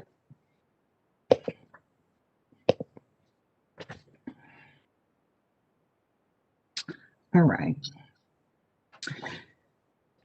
Before beginning the zoning agenda, I'll briefly explain the rules of council as pertaining to speaking before council on zonings and variances. We permit 3 speakers on each side and 3 proponents and 3 opponents, and we ask that they limit their remarks to 3 minutes on each side, and we provide an opportunity for rebuttal from the applicant. On the advice of the city attorney's office, anyone who wishes to speak for or against any council variance, including staff, must be sworn in prior to giving testimony. We do so prior to beginning the reading of each variance on the agenda. But first, we have a housekeeping matter. Will the clerk now read the ordinance numbers of the items on the zoning agenda this evening into the record? 2706-2020, 2707, 2708, 2709, 2710, 2717, 2733, 2738, 2752, 2754, 2755-2020. Thank you. I move to waive second reading on each of the ordinances read by the clerk. Second. From Councilmember Dorans, is there a second? Second. Please call the roll. Brown, Dorans, Favor, Remy, Tyson, President Harden. Thank you. So I have ordinance number 2706, 2020 to rezone 975 East Dublin Granville Road, being 1.72 acres located on the southeast corner of East Dublin Granville Road and North Meadows Boulevard, from C4 Commercial District to CPD Commercial Plan Development District. The applicant is Skilkin Gold Development, LLC, care of Eric Elizondo. The proposed use is fuel cells, convenience store, and eating and drinking establishment. The city department's recommendation is approval, and the Northland Community Council's recommendation is approval, 14-0 and 2. And if there are no speakers or any questions from my colleagues, I move for passage. Second. Please call the roll. Brown, Dorans, Favor, Remy, Tyson, President Harden. Pass. Thank you. Anyone here this evening who wishes to speak either for or against a council variance, including staff, please stand, raise your right hand, and be sworn in.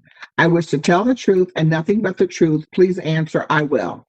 I will. I will. Thank you. Thank you very much. I have ordinance 2707-2020. It is to grant a variance from the provisions of sections 3332.039, R4 Residential District, 3332.05, A4 Area District Lot with requirements, 3332.15, R4 Area District Requirements, 3332.19 fronting, 3332.25B, maximum side yards required, 3332.26 C3, minimum side yard permitted, and 3332.27 rear yard of the Columbus City Codes for property located at 201 and through 203 West First Avenue, to permit a single unit dwelling above a garage, a carriage house on the rear of a lot developed with a 2-unit dwelling, and reduced development standards in the R4 residential district. The applicant is Juliet Bullock. The proposed use is 1 2-unit dwelling and 1 single-unit dwelling on 1 lot. The city department's recommendation is approval, and the Victoria Village Commission's recommendation, it was also approval, 5-0. If there are no questions or comments from my colleagues, I move for passage. Second. Please call the row. Brown, Dorans, Favor, Remy, Tyson, President Harden. Pass. Thank you. The next ordinance is 2708-2020 to rezone 6285 Maple Canyon Avenue, being 4.52 acres located on the west side of Maple Canyon Avenue, 150 feet south of pipe stem cord from the R1 residential district to the ARLD apartment residential district. The applicant is Homeport, care of Laura McGregor Comack. The proposed use is a multi-unit residential development. The C Department's recommendation is approval, and the Northland Community Council's recommendation is also an approval. And so first, I'm going to ask for we have two speakers on this legislation, and I'm going to then ask for a staff presentation.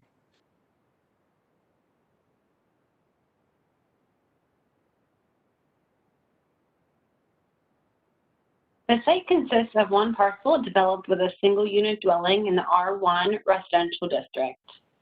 The requested ARLD apartment residential district will allow the development of a multi-unit residential development.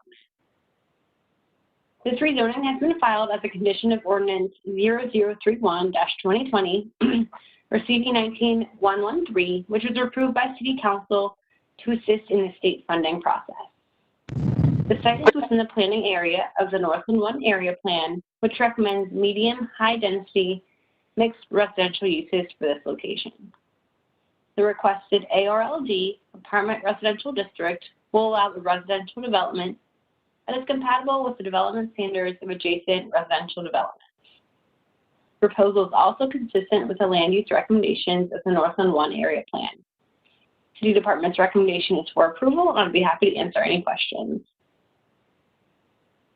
Thank you. Are there any questions? All right. Seeing none, I'm going to ask for a presentation by Attorney Laura McGregor Comack. Chair Tyson, the speakers are on the next ordinance, just FYI. I'm sorry. Oh, I'm sorry. So, well, okay. Well, then we don't have to have any other presentation on this. I'm sorry, I wrote them down wrong on my document.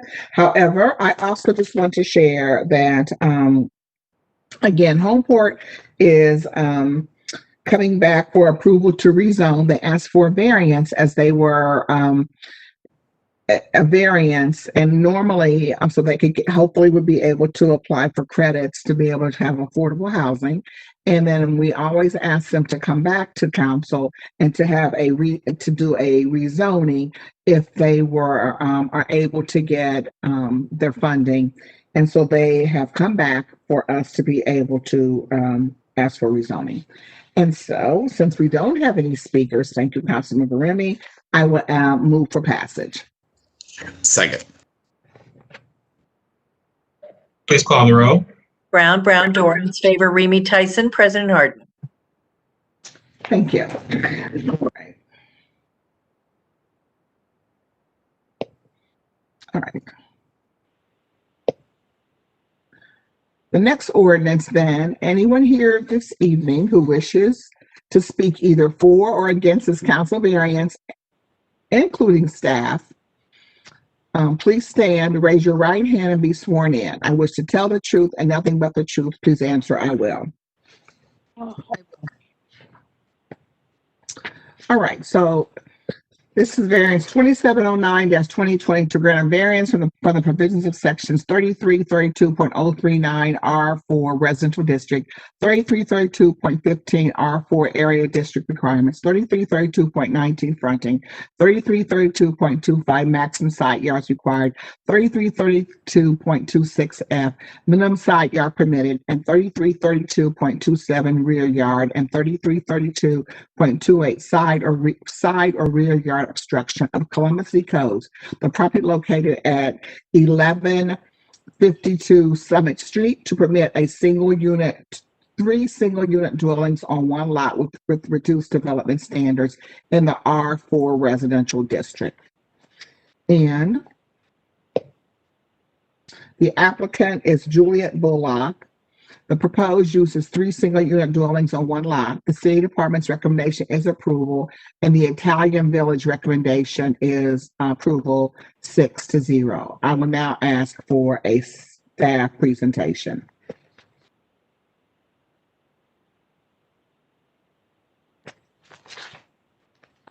The site consists of 2 parcels in the R4 residential district.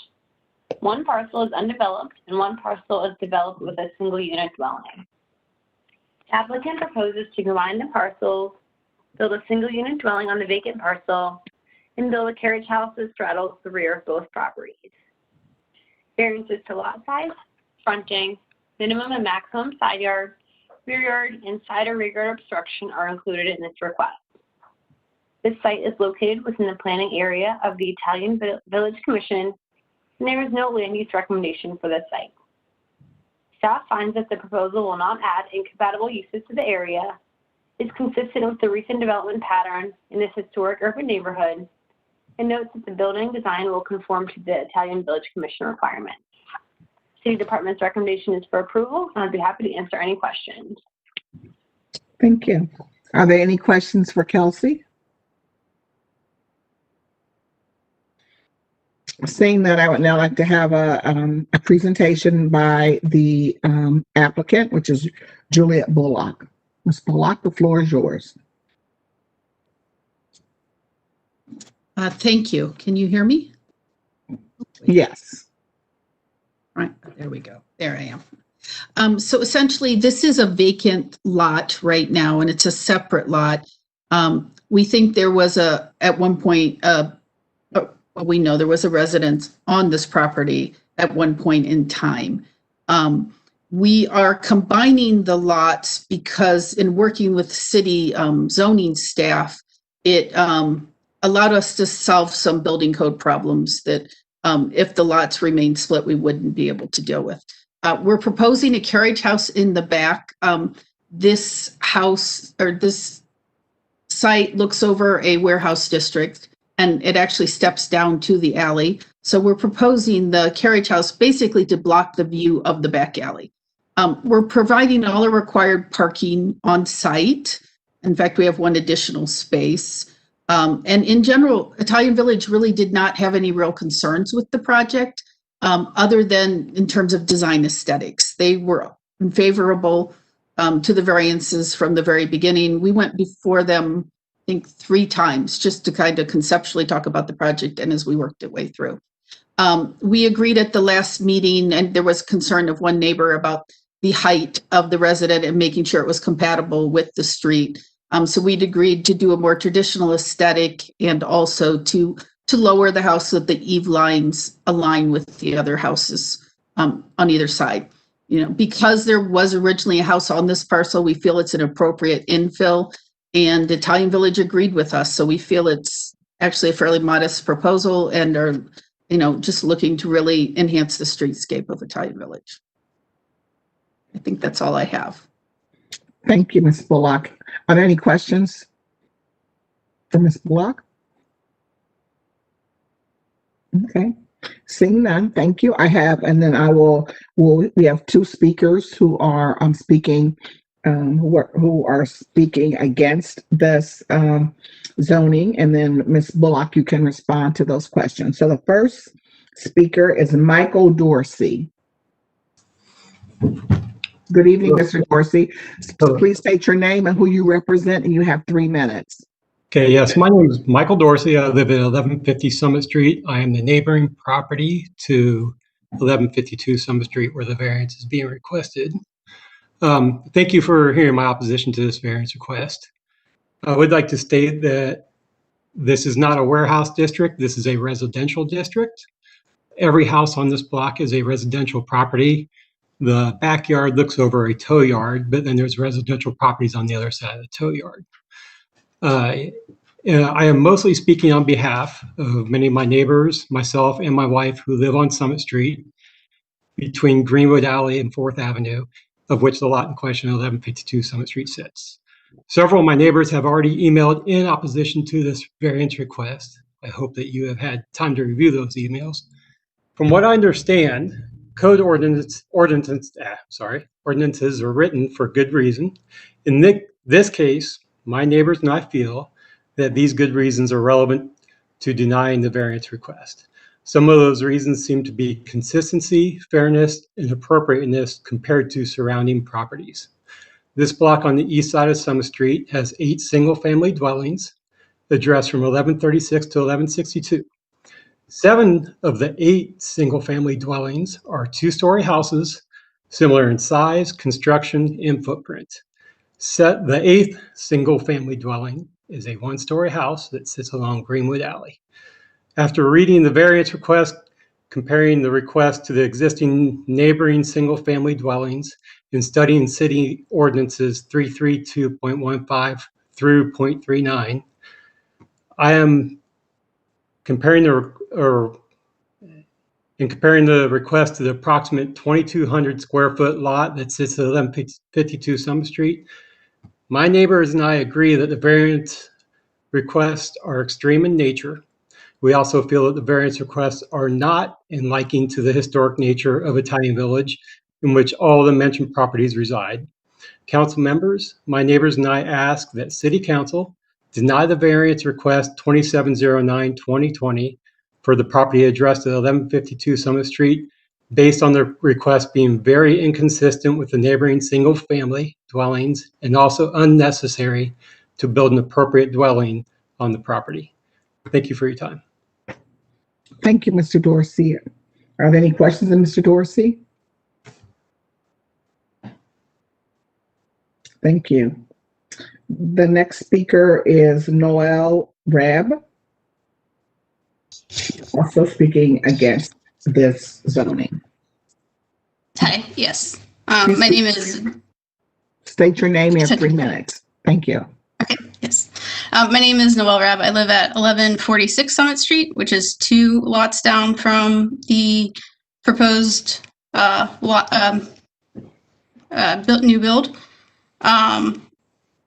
To kind of repeat some of what Mike has pointed out, all of the houses on our side of the street are single-family homes. And to have a multi-unit in that area, I think would cause an issue with parking, because it's another 4 cars probably. Most of the people on the street have 2 to 3 cars. There's only 5 parking spots out front. And like Mike said, it is not a warehouse district. All of the, except for what's on 5th Avenue, everything around the tow lot is a residential property. And also a lot of the multi-unit new builds that have been going up have been used a lot for Airbnbs, which are becoming a bit of a nuisance, especially at Hamilton and 4th Avenue.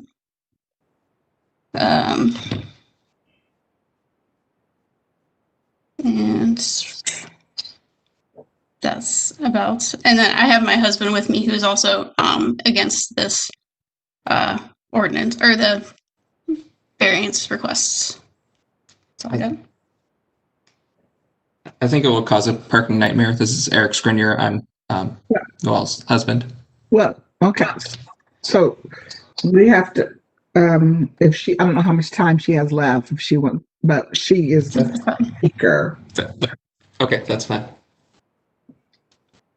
But yes, thank you for hearing us on this matter. Thank you. All right. I don't believe the Air Commission, there is a representative from the Air Commission here. And so I will now ask the applicant to respond. Yes, this is Julie Bullock, the applicant. I think there's a bit of confusion about what the project scope actually is. We are proposing a single-family resident, a 2-story single-family that sits on Summit Street exactly like all the other houses on the street. And the scale of our house is actually smaller than both the speakers' houses, and is consistent with the size of the house just to the north of us. So we are proposing a single family in the front, fronting the street. We are proposing the carriage house in the back, but that's really, again, to screen the backyard, but also to provide the required amount of parking. We're actually providing one more space than is required by code. And we do see a lot of carriage houses in this neighborhood. I think it's pretty consistent. So this really isn't a multi-family development as was described. The only issue is that before it was a divided lot, there will be two single-family homes and a carriage house on the property, but the one single family home is existing and the other one's basically a garage. So we feel like the footprint and what we're proposing is very compatible. We did, go before Italian Village 3 times, and none of the commissioners really had any issues with the compatibility with the neighborhood and the, we had agreed to make the design aesthetic more traditional as they requested, and also lower it to 2-story, as I think one of the neighbors who spoke tonight had requested. So there were really no concerns from Italian Village as to the compatibility with the neighborhood. So we feel it's an appropriate project both in scale and character, and is similar to many other projects. And just to reiterate, there was a single family house at the location we are proposing. It was originally platted for that. So this isn't a introduction of a new housing type or on this lot. This is replacing a home that at some point was torn down. All right. Thank you, Ms. Bullock. Are there any questions from my colleagues to Ms. Bullock? Yes, Chair Tyson, I have one question. Ms. Bullock, so I live in this area and I know parking can be very challenging, especially during non-COVID times, especially on the weekends. Could you just specify again, I know you mentioned that there's one more spot than is required. Can you talk about specifically how much parking is available for each unit? So we have the carriage house and then we have the single family. I know many of the houses in the area have parking in the rear, especially in this area near the tow lot. So I just wondered if you could be very precise about how much parking is available for each one of these units off street, because parking on street can be a bit of a challenge for residents in the area. It can be, I agree. We are required to have 3 parking spaces on site, and we have 4 parking spaces. So basically, we have 1 parking space for each house, and with an additional parking space for visitors. Thank you. Are there any other questions? All right. And so again, I think she's addressed that there are single family homes and there is parking. And again, the Italian Village Commission did recommend approval 6-1. If there are no other questions or comments from my colleagues, I move for passage. Second. Please call the roll. Brown, Dorans, Favor, Remy, Tyson, President Harden. Pass. Thank you. The next ordinance is 2710, 2020 to rezone 2055 IKEA Way, being 1.56 acres located on the southwest side of IKEA Way, 240 feet east of Fermi Drive from LC4 to Limited Commercial District to CPD Commercial Plan Development District. The applicant is Trilogy CWS LLC, and it care of Jill Tangman. The proposed use is a car wash. The city department's recommendation is approval, and the Far North Columbus Communities recommendation was also approval. The Far North Columbus Communities Coalition recommendation is approval 8-0. If there are no questions or comments, I move for passage. Second.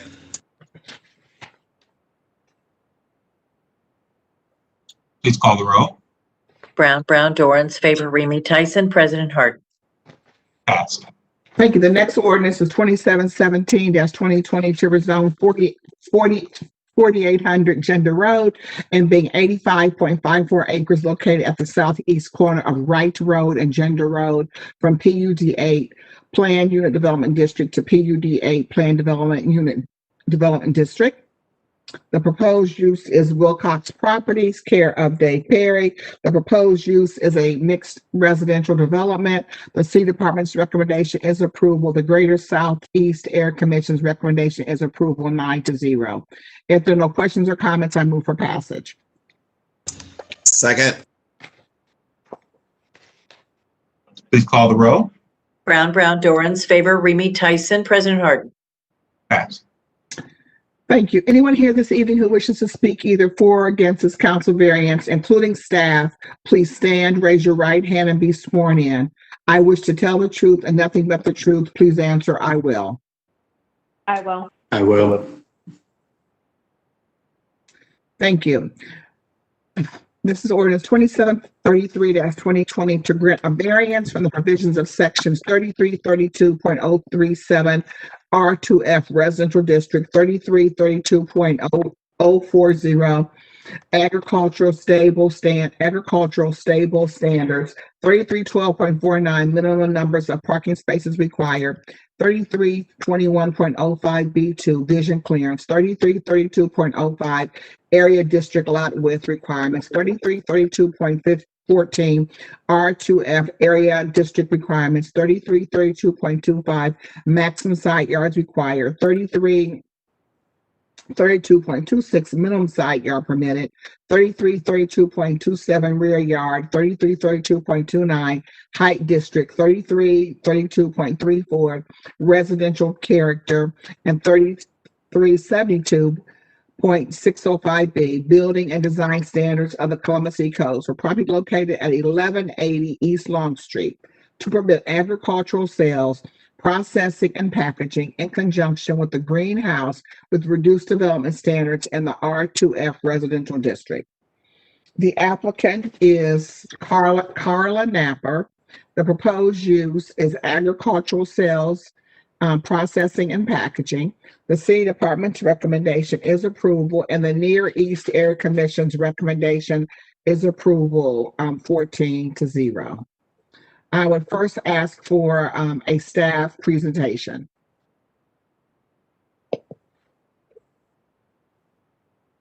Good evening. The site is undeveloped and zoned in the R2F residential district and is within the urban commercial overlay.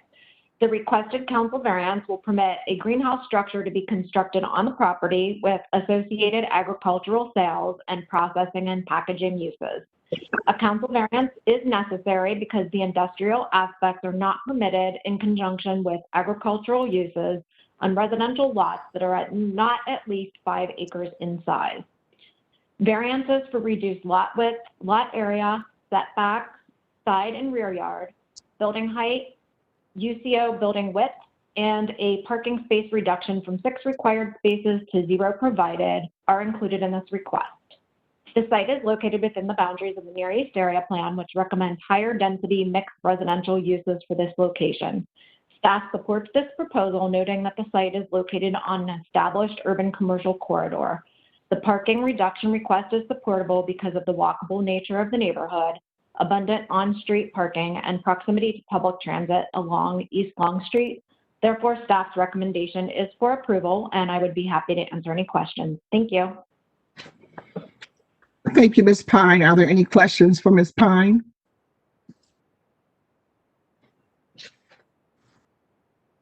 All right. Seeing none, I'm going to ask for a presentation from the applicant. Thank you. Can you hear me, Councilmember Tyson? Yes, Ms. Cormack. Hi, how are you doing, Attorney Cormack? Yes. I'm well, thank you. No, I thank you for working with your staff to make sure that I got over my technical challenges this evening. The case before you is an interesting case. The Near East area is long known as a food desert. There are a number of city initiatives, including some of your own, Councilmember Tyson, to bring the idea of fresh produce and stores to serve the neighborhood. We're here before you tonight because the City of Columbus Code has some older features and needs to be adapted for some newer features. The use in and of itself for an agricultural or a greenhouse use is permitted, but so you can grow it there, but you can't sell it there. So we've got a few of those tidy up kinds of variances. The lot itself is an old platted lot. Sometimes we say that things are 100 years old. These lots are actually 100 years old, and they're very narrow. So between the setback to the east and the 4.5 acres taken by the city from eminent domain a few years ago for a really cool path, we have an even skinnier lot. So that's why you see the few of the variances there. Just for note, the variances that you aren't seeing there are the ones that are essential to the urban commercial overlay, those being the opacity, the glass of the windows, and the up close setbacks. We're able to accommodate those overlay standards. So, I'm happy to answer any questions that you might have. Again, this is a proposed greenhouse with some really neat technology. My owner applicant is here this evening. If you have specific questions about it, but again, it's to grow vegetables and to be a part of the neighborhood. Ms. Napper and her family have owned this lot for some years, and it's kind of a pretty neat project. So I'm happy to answer any questions or delve into any specifics as needed. Thank you. Thank you, Attorney Comack. Are there any questions for Ms. Comack? Okay.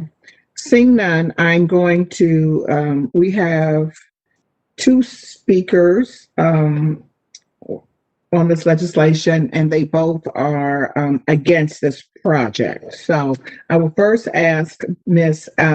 Alice Flowers to certainly share her thoughts regarding this project, and then it will be Gary Segerst, saying that correctly, and then we will have a rebuttal from the applicant. So Ms. Flowers, the floor is yours.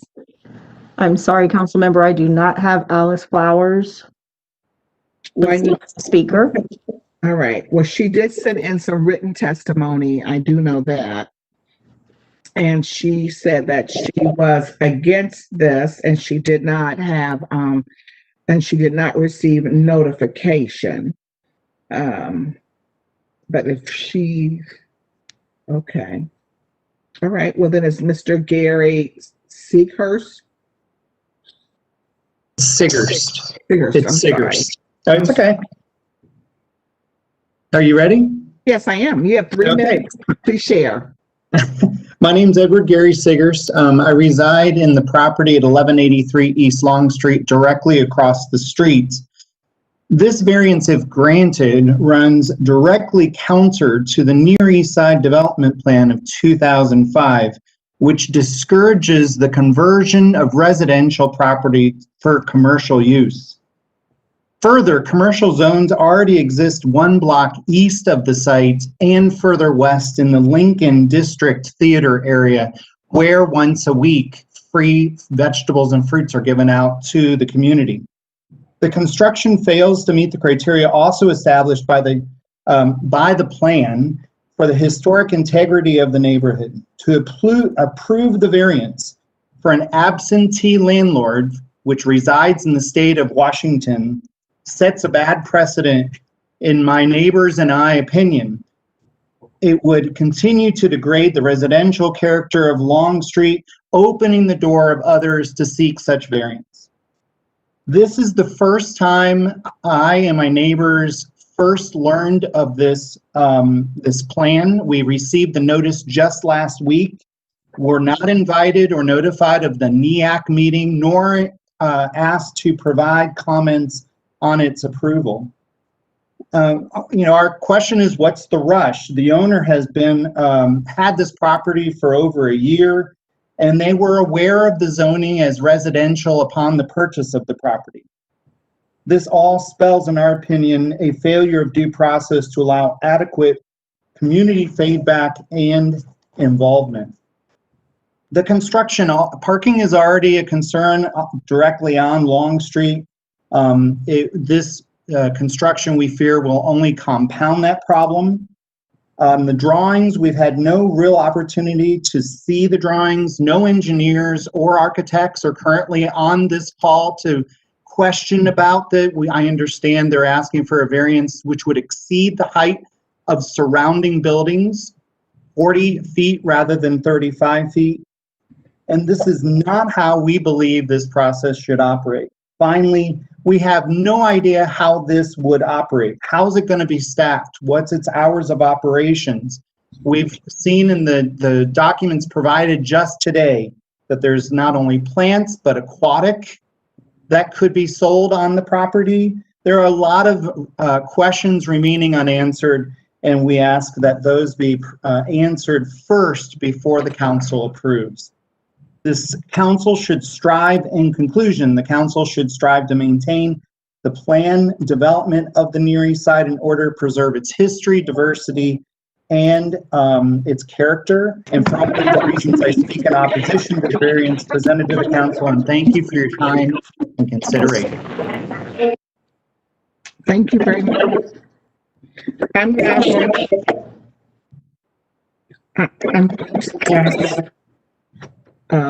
the applicant to come back and start to address these issues, as well as also you may want to also have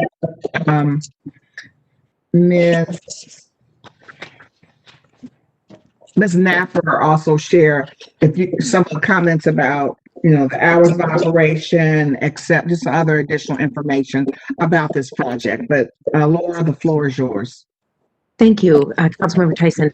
So just in the order that they were provided, Ms. Flowers did actually receive from the applicant the correct notice and mailings. The property is still listed in Ms. Daisy Flowers' name. And so in accordance with the county auditor, notices were issued to the appropriate address. As far as the substance, again, I'm not certain as to why the gentleman, if he lived within the notice distance provided by Columbus Code, didn't receive them. But what I can say is that he did go through the NEAC procedure, which of course is not less than 3 meetings, a zoning subcommittee, an on-site, which is now electronic, and because of COVID, and of course the full commission meeting. So, let me say a couple things. First, we're happy to meet with actually any neighbor and advise them as to the nature of the project. The elevations and a number of those kind of details that have been distributed throughout the project give a little more detail about the nature of the construction. The agricultural use is actually already a permitted use for the property. So, but the permitted use says you got to have 5 acres. This property has never had 5 acres. This property was platted 35 feet wide by like 170 feet long, so it's never had the 5 acres. Like I said, it's kind of an anomaly in the law. But that said, and I will defer to Ms. Napper if she's able to come online. I know that she is available for the call. The hours of operation, it's a very small scale. It's, like I say, based on the width of the building, it's about 20 feet wide by about 150 feet long. We do accommodate our own loading spaces. So the site, because it's in the UCO, only requires 3 parking spaces, but we did provide for the on-site loading so that was not in any way really a detriment to what the activity was taking place either on Long Street or on Ohio. As for the hours of operation, I would imagine it's a 7 to 4, 7 to 5, 7 to 6 type of thing. It's very small. The building is only 21 feet wide by 150 feet long, and the bulk of the activity will take place in the greenhouses. Let me speak specifically to the aquatics that were mentioned. So the technology that Ms. Napper, and I should say that Ms. Napper grew up on the Near East Side and her family still lives in the area. This is actually a bit of a family project. Ms. Napper herself lives in Washington, D.C. The rest of her family still lives here. She's working with a nonprofit entity that's committed to making sure that African Americans have a role in urban farming and agriculture, and sees this as an educational opportunity for those endeavors as well. The aquaponics is really interesting. It's how you feed the plants. And I know, Councilmember Tyson, you know this from the local food initiative, but the fish in the water feed the plants. There's a variety of permits that come down the line if in the future we want to be able to sell the fish. Again, the Columbus Code says that I can grow the stuff and I can have them, but I can't sell them. So this is just very, very small scale sales. I'm actually very willing to meet with these neighbors. If they didn't have an opportunity before, we can do an offsite and be well spaced to show them and talk through a number of those if they're willing to do that. And I'm sure that perhaps Ms. Harper can connect us after. Did we address your questions or tell me some more? I'm happy to chime in further.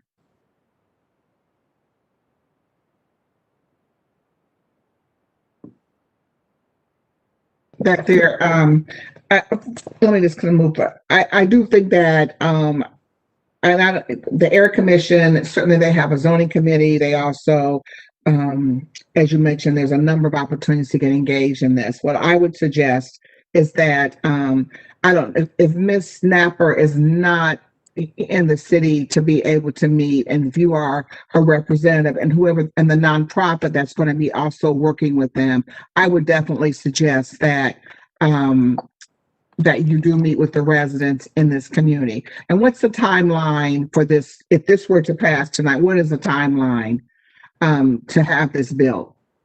Oh, certainly. I would say approval in December still leads for another 6 months of engineering plans and then zoning clearance plans. So it's not going to happen overnight. Certainly now we're snowing, so we don't do a lot of stuff until April. So during that time, we can use that time for engineering, and we can hold some meetings as needed. There are enough local folks. The other thing is Ms. Napper is, and I'm not sure why she hasn't been chimed in here.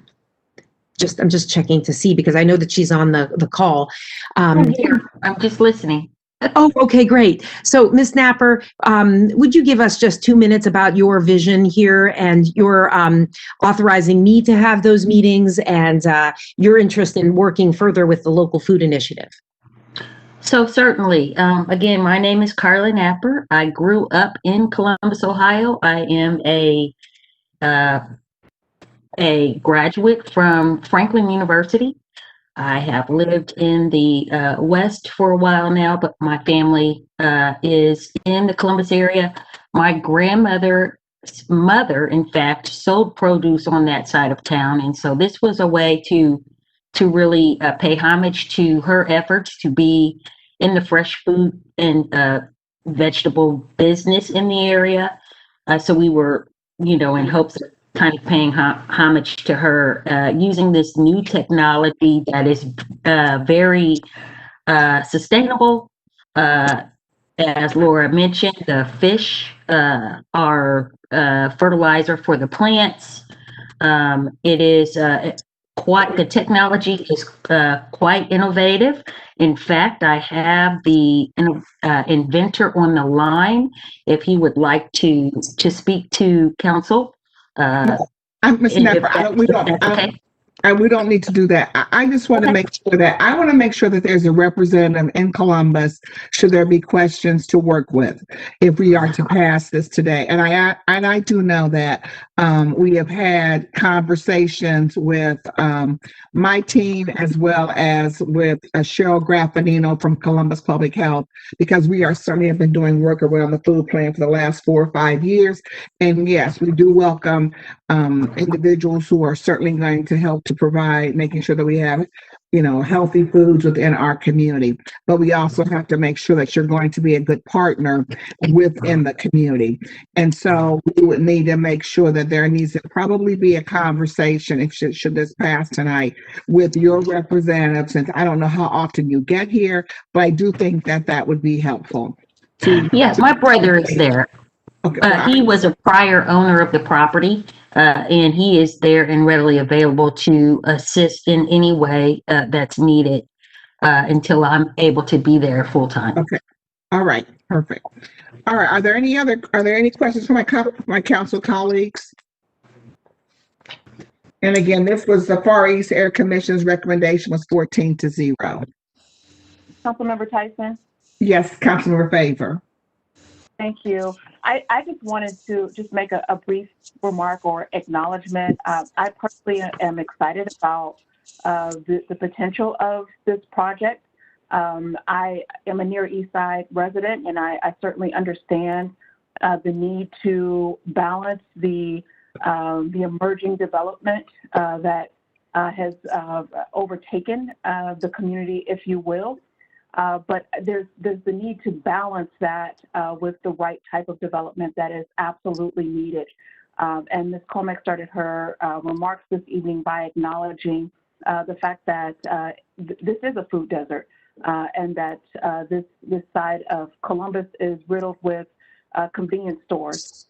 And the residents of the Near East Side need to have the opportunity to purchase healthy fruits and vegetables beyond just certain times when nonprofits are able to set up and provide a free one, which we are certainly very appreciative of. So, Ms. Napper, I'm really excited to continue to learn about this project and the potential positive that it can bring to the residents of the Near East Side. And I would also echo the comments made by Councilmember Tyson, just to ensure that whether it's the nonprofit arm or another family member can be available for additional questions by the members of the Near East Side. Thank you. Thank you, Councilmember Favor. Are there any other questions from my colleagues? Seeing none, I move for passage. Second. Please call the roll. Brown, Dorans, Favor, Remy, Tyson, President Harden. Pass. Thank you very much. Mhm. Thank you. The next ordinance we have tonight is ordinance number 2738-2020 to rezone 32 Avondale Avenue, being 0.09 acres located on the southeast corner of Avondale Avenue and West Capitol Street from the R2F Residential District to the CPD Commercial Plan Development District. The applicant is 975 West Broad Street LLC, care of Sean Knopp. The proposed use is a parking lot. The City Department's recommendation is approval, and the Franklinton Area Commission's recommendation is approval 1401. If there are no questions or comments from my colleagues, I move for passage. Second. Please call the roll. Brown, Dorans, Favor, Remy, Tyson, President Harden. Pass. Thank you. The next ordinance then, this is first of all, a variance. Anyone here this evening who wishes to speak either for or against this council variance, including staff, please stand, raise your right hand, and be sworn in. I wish to tell the truth and nothing but the truth. Please answer, I will. I will. Thank you. I have, so 2752 to grant a variance from the provisions of section 3332.037 R2F Residential District, 3312.25 maneuvering, 3312.273, three parking setback line, 3312.49 minimum numbers of parking spaces required, 3321.05 AB vision clearance, 3325.801 maximum lot coverage, and 3325.803A building lines, 3325.805 maximum floor area ratio, 3325.809 landscaped area and treatment, 3332.26 minimum side yard permitted, and 3332.27 rear yard, 3332.28 side or rear yard obstruction of Columbus City codes for property located at 100 West Oakland to permit a multi-unit residential development with reduced development standards in the R2F residential district. The applicant is 110 Commons LLC, care of Dave Perry.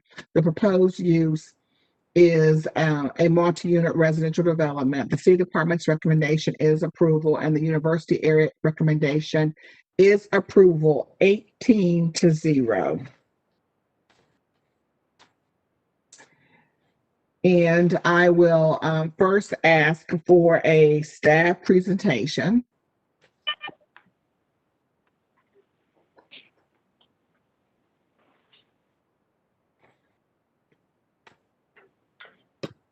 The site consists of 3 parcels developed with a non-conforming 14-unit apartment building in the R2F residential district.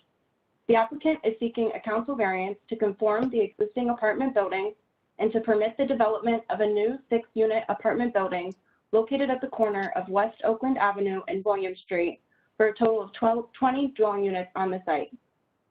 Variances to maneuvering, parking, and building setbacks, vision clearance, lot coverage, floor area ratio, landscaped area and treatment, side yard, rear yard, and a parking space reduction from 30 spaces to 16 spaces are included in the request. The site is located within the boundaries of the University District zoning overlay and is within the planning area of the University District Plan, which recommends medium intensity residential land uses at this location. Although the proposed density exceeds the recommendations of the plan with respect to floor area ratio and compatibility with the established density pattern of neighboring properties, staff notes the existing density of the site as a mitigating factor in addition to the walkable nature of the area. The plan also states that the existing building pattern should inform new construction and that corner buildings should be designed to respond to those streets in terms of design quality. Planning Division staff has reviewed the proposed elevation and finds the proposal to be consistent with the plan's recommendations. Therefore, city staff's recommendation is for approval, and I'd be happy to answer any questions. Thank you, Haley. Are there any questions? Haley, seeing none, we have, we will have a presentation by the applicant, Mr. Dave Perry. Thank you, President Harden, Zoning Chair Tyson, and all council members. My name is Dave Perry. I'm the agent for the applicant for this zoning variance. The proposal is to add a 6-unit building to the parcel. The site is developed with an apartment building built in 1965 at a much different time and expectations as to building siting and appearance as exists today.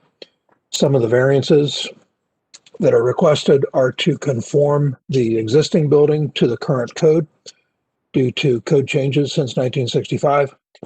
The building, the way the current building is sited is far to the west and rear of the parcel, leaving an open area referred to sometimes as the missing tooth in the block, but leaving a large gap in the Oakland and William Street corner. The proposal proposes the new building at 6 units to occupy that corner. It's been sited very carefully and intentionally to be at the established Oakland setback of the existing houses and has been noted by planning staff and the UAC as appropriate new construction for the area, part of a very walkable area of the community, and not only compatible but desirable for the streetscape of West Oakland. Happy to answer any questions, Councilmember Tyson or other council members. Thank you, Mr. Perry. Are there any questions for Mr. Perry? All right. Seeing none, we have one speaker who was against this, and his name is Mr. Thomas Wong. And you have 3 minutes. Please state your name. You have 3 minutes. I'm a little unfamiliar with this format. Can you hear me? Yes, we can hear you.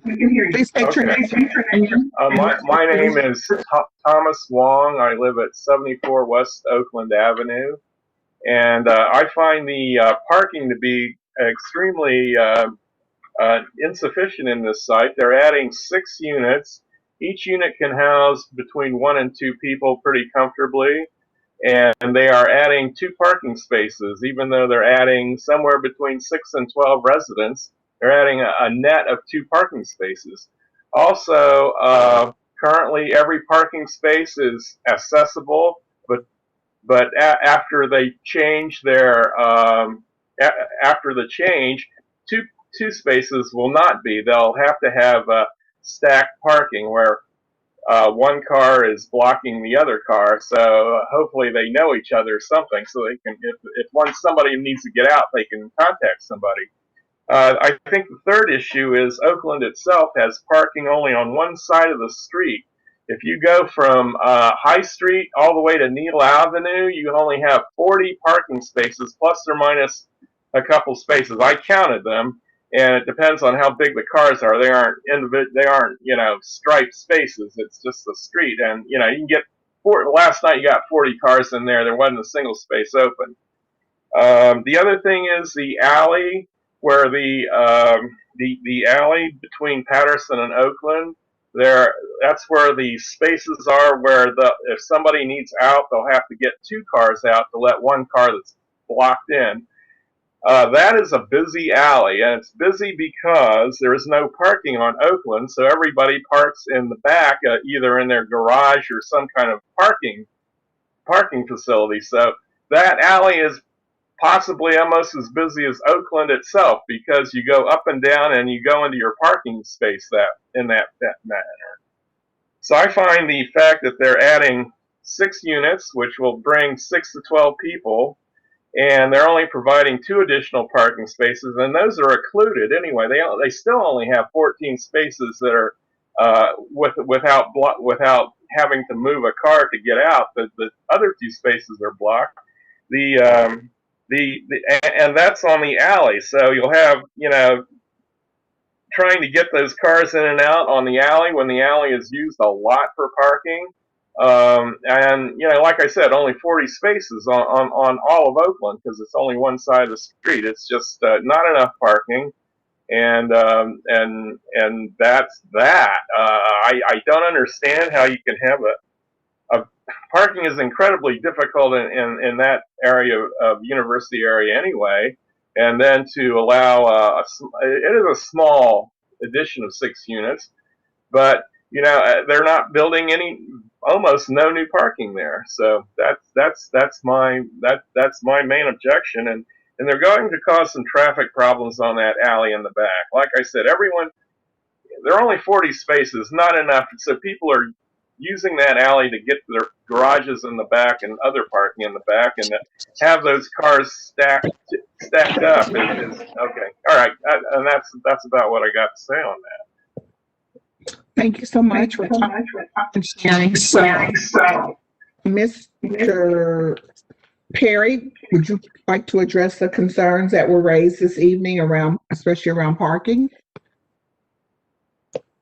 Yeah, sure. The number one, stack parking is permitted by the university planning overlay.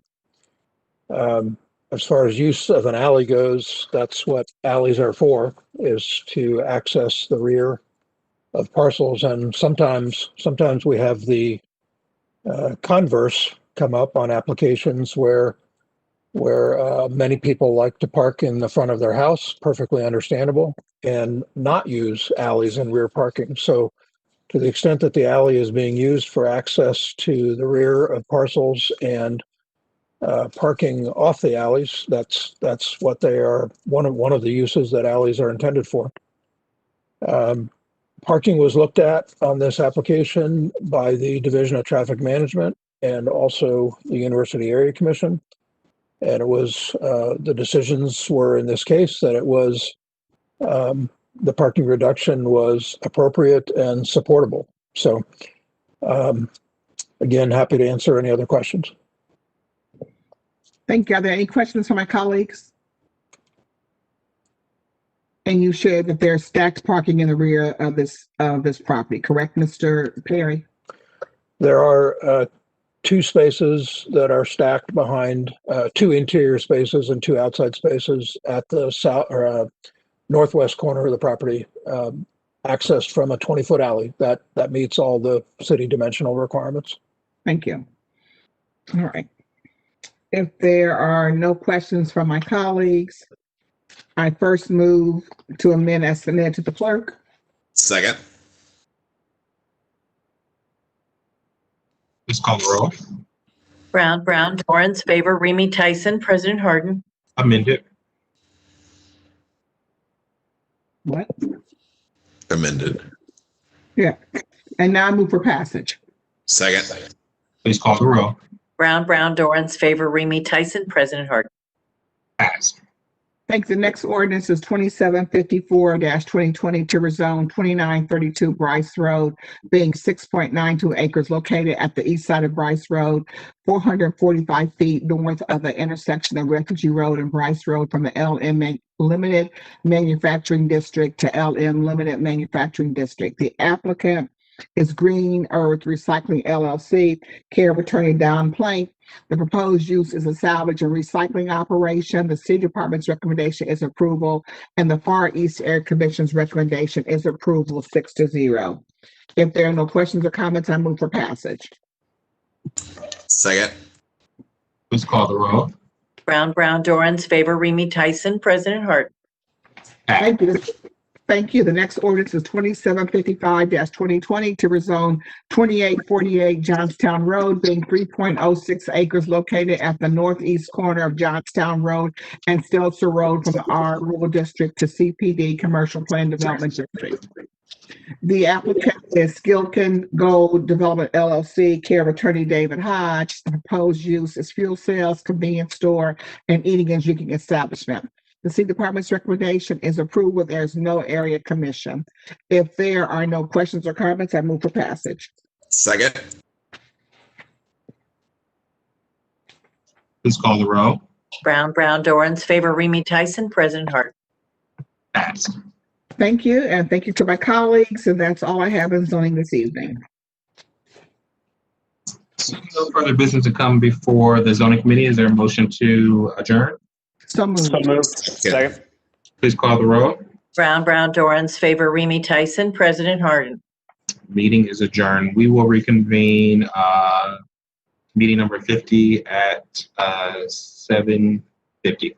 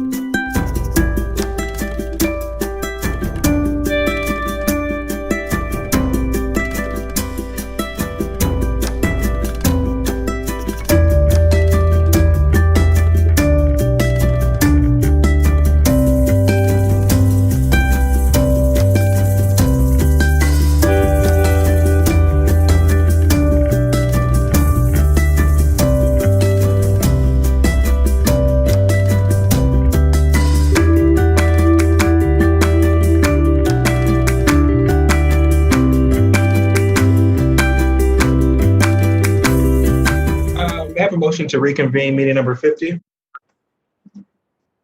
So move. Your second?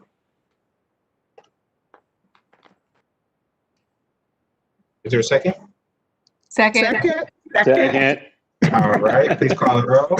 Brown, Dorans, Favor, Remy, Tyson, President Harden. All right, I think that we are back in meeting number 50, and we are in the Safety Committee. Councilmember Mitch Brown chairs that. Councilmember, the floor is yours. Thank you, Council President.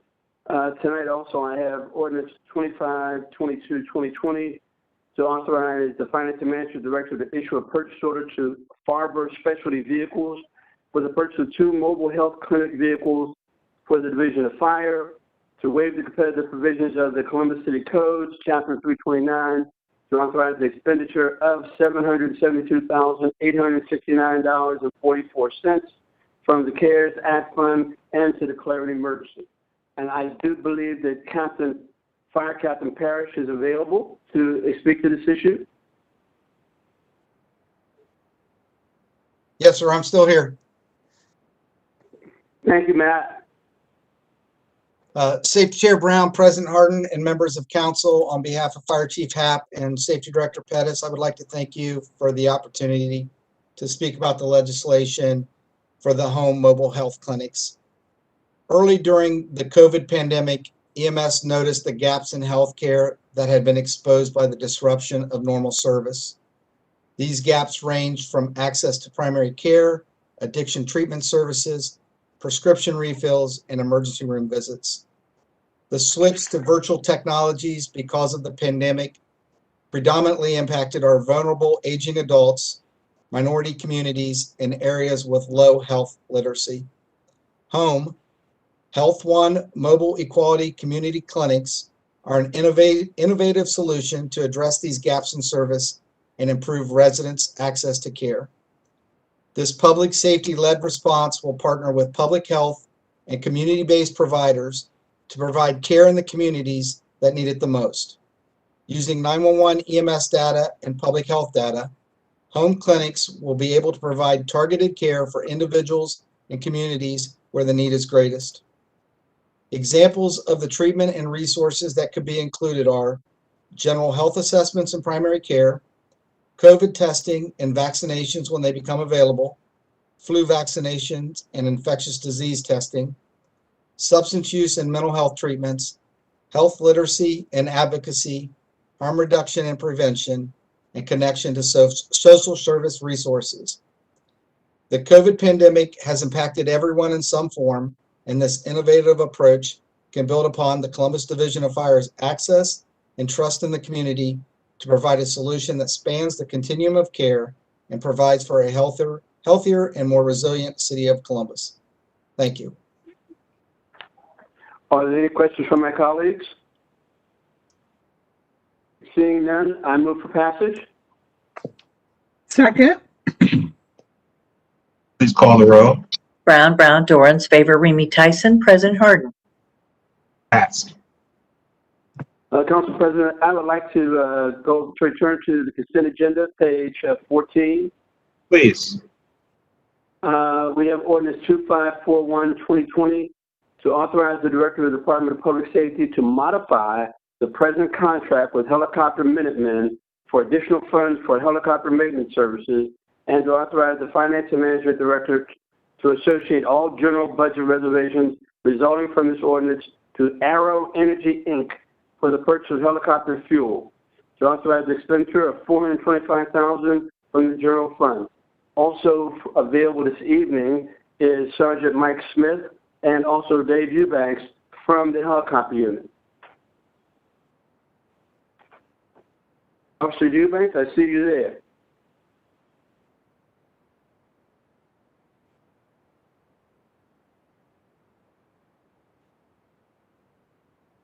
You may be on mute.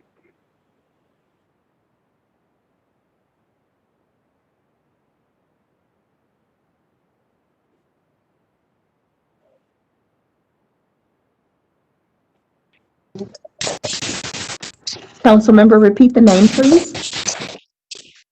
It's Officer David Eubanks.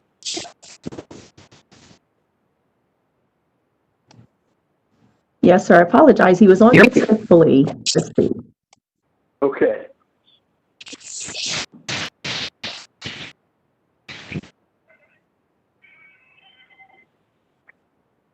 Officer Eubanks, are you able to transmit? Can you hear me?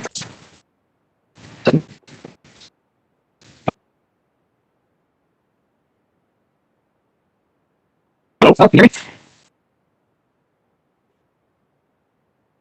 Can you hear me?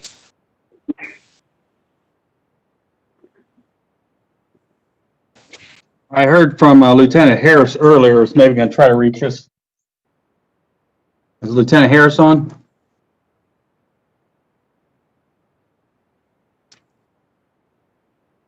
Sounds like a technical problem here, Councilmember Brown. So, Chief, I'm going to turn the call to you then. Hello, Council. Can you hear us? Can you speak now, Dave? Can you hear me? Yeah, I can hear you.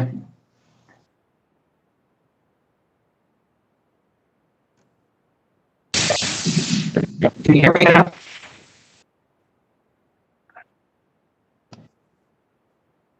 I can hear you, Dave. It's gotta be live here.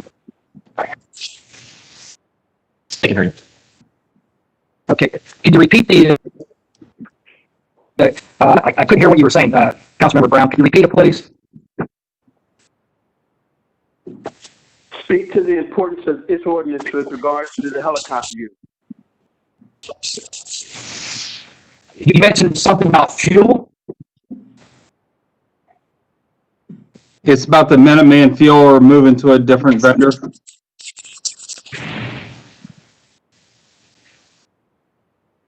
I'm confused because helicopter Minuteman does not have anything to do with the fuel, so I'm unclear as to what you're referring to.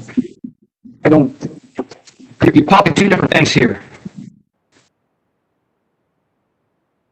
Minuteman does our maintenance. That's correct, sir. Helicopter Minuteman they provide our maintenance. They are our maintenance provider.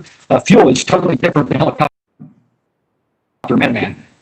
Can you share who provides the fuel? Aero Energy out of Michigan is our fuel contractor. Is that correct, Council Member Brown? Yes, the issue is also the continued maintenance for our helicopter unit. Okay, that's correct. Okay, I believe you're. Could you repeat the amount that's on the ordinance, please, to make sure I'm talking the same thing?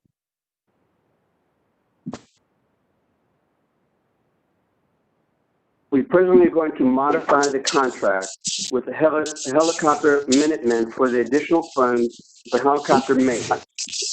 We originally had the budget was $1.2 million at the beginning of the year. It was approved for $894,000. This ordinance is requesting the remaining $306 and also $119,000 for fuel.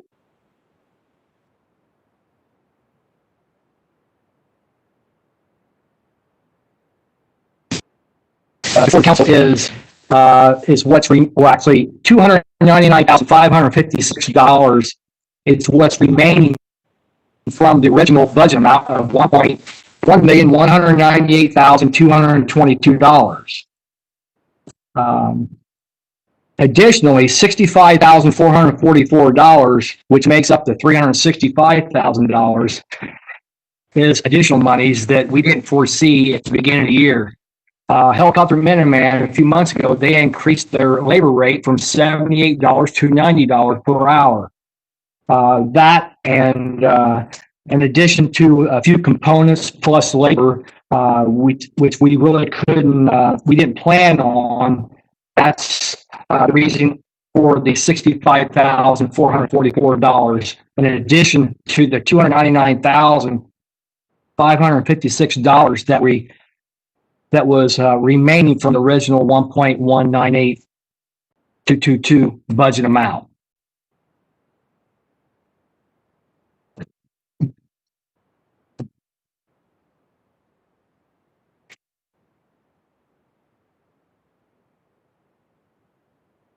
spend the dollars necessary to continue the maintenance for our helicopter units, and part of that is the expenditure for fuel costs. If there are any additional questions, we can direct those to the chief because I have a difficulty with the Officer Eubanks. Can you hear me now? Seeing, yes. With 119,000 for fuel, we do not have a fuel budget per se. We used to have a fuel budget up to about 4 or 5 years ago. We would have a budget that we'd have to work with within a year annually. They did away with that. We just we just sent an email to the business office. They put approximately $100,000 on a PO, and I order fuel. Once we deplete the $100,000 or close to it, we go back to the business office and request more funding, and then they add more money to it for a PO. But we do not have a fuel budget per se.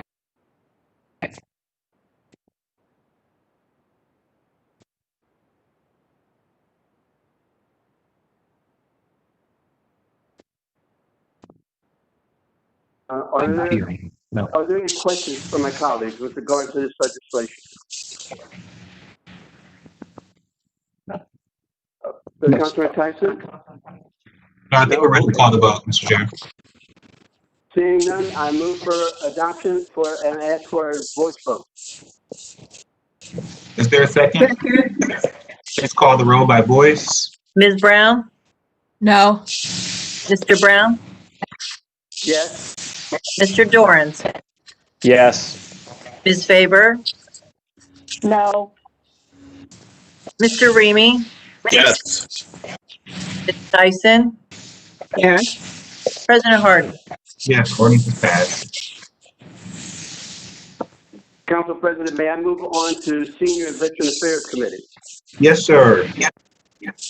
I have ordinance 2676-2020 to authorize and direct the Director of Recreation and Parks to enter into contracts with 28 communities to provide social and nutritional services to older adults in Central Ohio during 2021.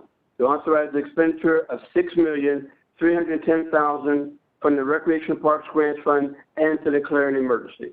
This is an annual ordinance, and I move for passage. Second.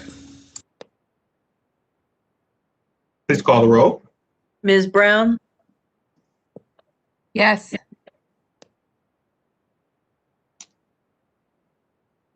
This is 2676-2020. Councilmember Brown? President Pro Tem abstains. I'm sorry. Abstain. Mr. Brown? Yes. Mr. Dorans? Yes. Ms. Favor? Yes. Mr. Remy? Yes. Ms. Tyson? Yes. President Harden? Yes, ordinance is passed. That's all I have in my committee this evening, sir. Thank you, Mr. Chair. Next committee coming for council is the Public Utilities Committee. That committee is chaired by Councilmember Dorans. Councilmember, the floor is yours. Thank you, President Harden. Can you hear me okay? Excellent. Tonight in Public Utilities, we have ordinance number 2547-2020 to authorize the Director of Public Utilities to modify an existing professional services agreement with HR Gray and Associates, Inc. for the wastewater treatment facilities professional construction management project mod number 5 to authorize a transfer within and up to $5,145,755.02 and expenditure of up to $6,851.65 from the Sanitary Sewer General Obligation Fund.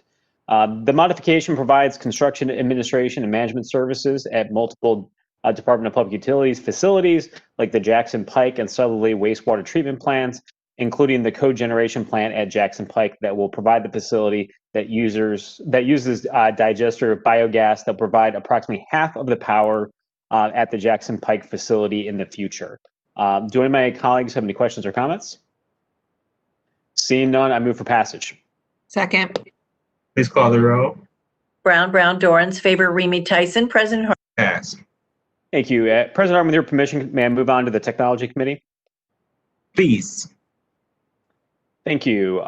First, I have ordinance number 2182-2020 to authorize the director of the Department of Technology on behalf of the Department of Public Utilities to enter into a contract with Telvault USA LLC for professional services, software licensing, and ARC FM software maintenance and support associated with the IVR Responder 10.8.1 upgrade project for the Department of Public Utilities in accordance with the sole source procurement provisions of the Columbus City Code, to waive the competitive bidding provisions of the Columbus City Code, to authorize an expenditure of up to $525,589 from the Department of Technology Information Services Division, Information Services Operating Fund, and to declare an emergency.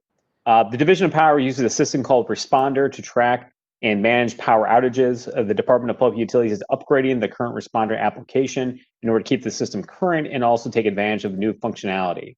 The ARC FM software is also used to track the city's electric assets using geographic information systems, better known as GIS, for tracking the city's fiber assets. This ordinance requests approval of the services in accordance with the sole procurement provisions of Chapter 329 of the Columbus City Code, as Telvault USA LLC is the sole source provider for the ARC FM software solutions.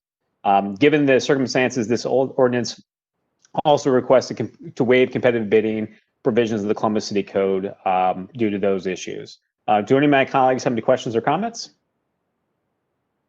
Seeing none, I move for passage. Second. Please call the row. Brown, Dorans, Favor, Remy, Tyson, President Harden. Passed. Thank you. Next, I have ordinance number 2681-2020 to authorize the director of the Department of Technology on behalf of various city departments to modify an agreement with Convergent One Inc. for hardware and maintenance and support service to enable the city's interactive voice response IVR system to continue utilizing remote work / telework solutions for contract tracing efforts to mitigate the spread of COVID-19. To waive the competitive bidding provisions of City Code, to authorize the expenditure of $35,954 from the Department of Technology CARES Act Fund and the Department of Technology Information Services Division Information Services Operating Fund, and to declare an emergency. Due to COVID-19, Columbus Public Health Department, 311, BZS, and Public Utilities are extending the city's existing city call centers to provide for more remote access by city call center staff and to support telework by our employees. Columbus Public Health has an on-site and a remote call center utilizing IVR for staff contractors and for volunteers providing COVID-19 testing and contract tracing services to the public, which includes remote telephone access.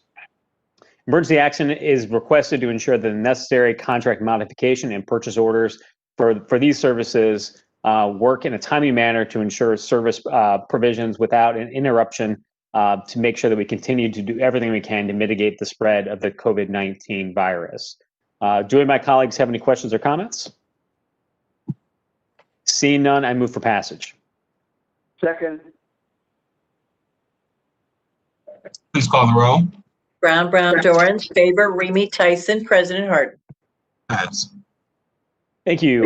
Next, I have ordinance number 2766-2020 to authorize the Department of Technology to enter into a contract with CDW Government LLC for the purchase of software licensing, maintenance support, and professional services for the rapid identity authentication in support of the city's telework program, to waive the competitive bidding provisions of the Columbus City Code, to authorize the expenditure of $94,737.40 in the Department of Technology's CARES Act Fund and the Department of Technology's Information Services Division, Information Services Operating Fund, and to declare an emergency. Due to the spread of the coronavirus in the city, it's been necessary for the Department of Technology to expand its telework program, thus enabling a greater number of our employees to work remote. By entering into this contract, the department can obtain a rapid identity authentication, which will enhance security for remote telework for 3,000 users. This will significantly increase the security of our city's remote workforce. The Department of Technology requests to waive the provisions of the competitive bid due to the urgency created by the spread of COVID-19 and the need of the immediate usage of CARES Act funding. Emergency action is requested on this ordinance so that the ordinance will be effective immediately, and the requested software licensing, maintenance support, and professional services for the rapid identity authentication can be procured in a timely manner to respond to the pandemic. Do any of my colleagues have any questions or comments? Seeing none, I move for passage. Second. Please call the roll. Brown, Dorans, Favor, Remy, Tyson, President Harden. Passed. Thank you. Finally, in the Technology Committee, we have ordinance number 2810-2020 to appropriate $1,698,832.37 within the Special Income Tax Fund to authorize the Director of Finance and Management on behalf of the Department of Technology to associate all general budget reservations resulting from this ordinance with the appropriate universal term contract / purchase agreements for Microsoft Enterprise Software Licensing to authorize expenditure of $1,698,832.37 from the Special Income Tax Fund and to declare an emergency. Microsoft Office is the city's technology standard for desktop computing software, currently used by approximately 7,500 city employees on a daily basis. The city also uses Microsoft software to support a number of enterprise applications. Passage of this ordinance will enable the city to obtain the latest versions of Microsoft software utilizing a single agreement for the entire city. Emergency action is requested to ensure that a purchase order is established by the city auditor by the year-end deadline, thus ensuring the payment on these new licenses can be made by the supplier's stated deadline at the price that's been offered. Do any of my colleagues have any questions or comments? Seeing none, I move for passage. Second. Please call the roll. Brown, Dorans, Favor, Remy, Tyson, President Harden. Passed. Thank you, Council President. That's all I have my committees tonight. Thank you, Mr. Chair. The next committee to come before council is the Housing Committee. The committee is chaired by Councilmember Favor. Councilmember, the floor is yours. Thank you, President Harden. Tonight in housing, we have ordinance 2590-2020 to authorize the appropriation of $1,556,468 from the unappropriated balance of the Land Management Fund to the Department of Development to provide funds for the administration of the Land Redevelopment Division for the budget year 2021 and to declare an emergency. I believe we might have Hannah in the chair this evening on behalf of the Department of Development. Is that correct? Yes, ma'am. Would you like to provide some additional feedback on this legislation tonight? Yes, so this is our annual allocation for the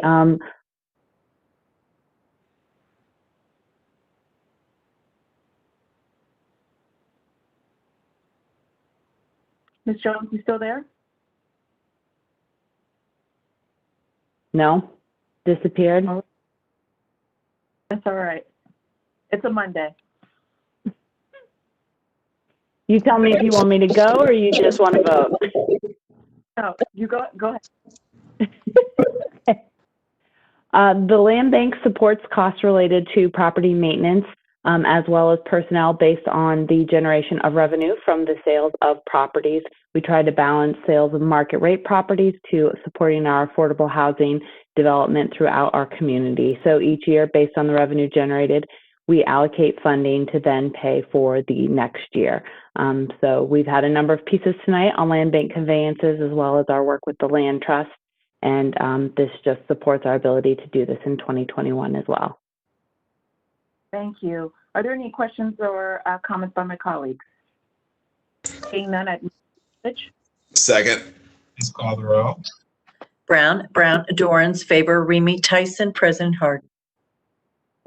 Pass. Thank you. President Harden, that's all I have in housing. May I move on to criminal justice and judiciary? Please. Tonight in criminal justice and judiciary, I have ordinance number 2778-2020 to authorize and direct the city attorney to settle the lawsuit captioned Kokosing Industrial Incorporated versus City of Columbus, Ohio, Franklin County Court of Common Pleas, case number 20-CV-6133. To authorize the expenditure of the sum of $290,991.60 in settlement of the lawsuit and to declare an emergency. I'd like to ask Chief Counsel Laura Baker Morris to provide us with the background and details of the settlement. Laura, the floor is yours. Thank you, Chair Favor. Can everybody hear me? Excellent. This dispute relates to the HAP Permian Water Plant UV disinfection project. The city and Kokosing Industrial had entered into a contract which required Kokosing to install a system for the ultraviolet disinfection of source water. The contract required COSING to accept assignment of a UV equipment supply contract that the city had previously entered into with the supplier of the UV equipment that was Xylem Water Solutions. The Xylem contract included a deduct change order in the amount of $290,991.60, which we refer to as the credit, as well as a force account in the amount of $290,000, or the force account. COSING was eventually awarded the contract, and the city assigned the Xylem contract to COSING as part of that contract bid. When the city assigned the Xylem contract to COSING, however, it did not expressly reserve the rights to the credit and or the force account. Subsequently, COSING submitted a schedule of values indicating that prior to submitting its bid, it had accounted for the credit by including it as a deductive cost in bidding. The city maintains that no change was needed because the credit remained in the city's possession as part of its contingency. COSING sought payment of the credit, asserting that it had already given the city the benefit of the credit by including it as a deductive cost in pay item 1. The city disagreed and informed COSING that the credit should remain the property of the city. The claim eventually went to mediation. The parties were unable to reach a resolution, and later COSING then asserted it was entitled not only to the payment for the full amount of the credit, but also the $290,000 force account, which the city denied. COSING filed suit against the city, alleging that it was entitled to payment for the full amount, which includes both $290,991.60 credit and the $290,000 force account. The contract documents did not clearly state how the credit and the force account sums were to be treated. Accordingly, we believed it's in the city's best interest to settle this lawsuit and to pay COSING the value of the $290,991.60 credit in exchange for COSING releasing its remaining claims to an additional $290,000. The city will then retain the $290,000 force account. And that is a lesson on contracts this evening. Yes, it was. There was a lot to unpack there, so let me allow my colleagues to ask any questions or address any concerns that they may have about a particular settlement. Seeing none at this time, I would move for passage. Second. Please call the roll. Brown, Dorans, Favor, Remy, Tyson, President Hart. Thank you. And last, I have ordinance number 87-2020 to authorize and direct the administrating and presiding judge of the Franklin County Municipal Court to enter into contract with the Greater temporarily house high-volume dockets to the Columbus Convention Center in order to continue to mitigate the health and safety risk associated with the COVID-19 emergency, to authorize the transfer of appropriation within and the expenditure of up to $335,000 from the general fund, and to declare an emergency. I'd like to invite Judge Barrows to speak to this ordinance. Judge Barrows, the floor is yours.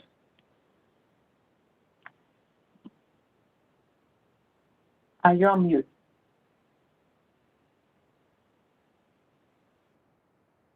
Okay. Thank you, Chair Favor, Councilmember Harden, members of council. We operate in a 40-year-old building. The number of people who come in and out of it on a regular basis are far greater than they were 40 years ago.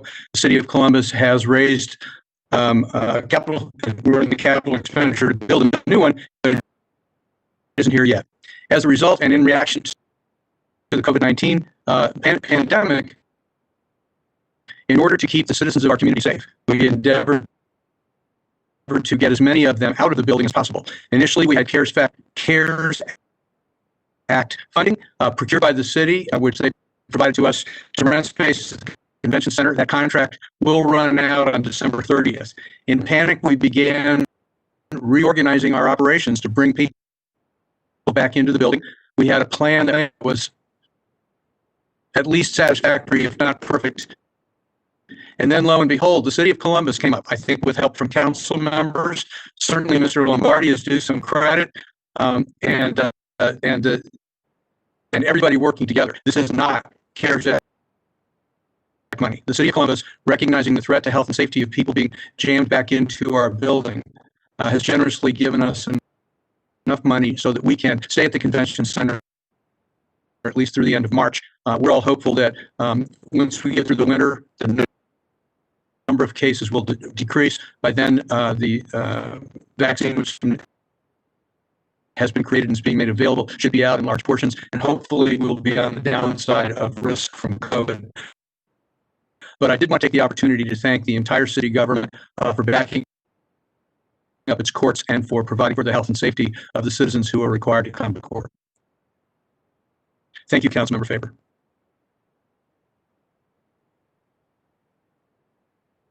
No, you need to unmute now.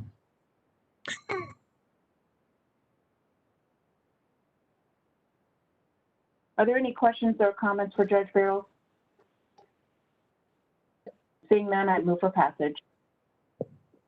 Second. Just call the roll. Brown, Dorans, Favor, Remy, Tyson, President Harden. Thank you, President Harden. That's all I have. Thank you, Madam Chair. The next committee to come before council is the Administration Committee, and is chaired by Councilman Ramey. Councilmember, the floor is yours. Thank you, Council President Harden. I have 2 items in the Administration Committee and 1 item in the Health and Human Services Committee.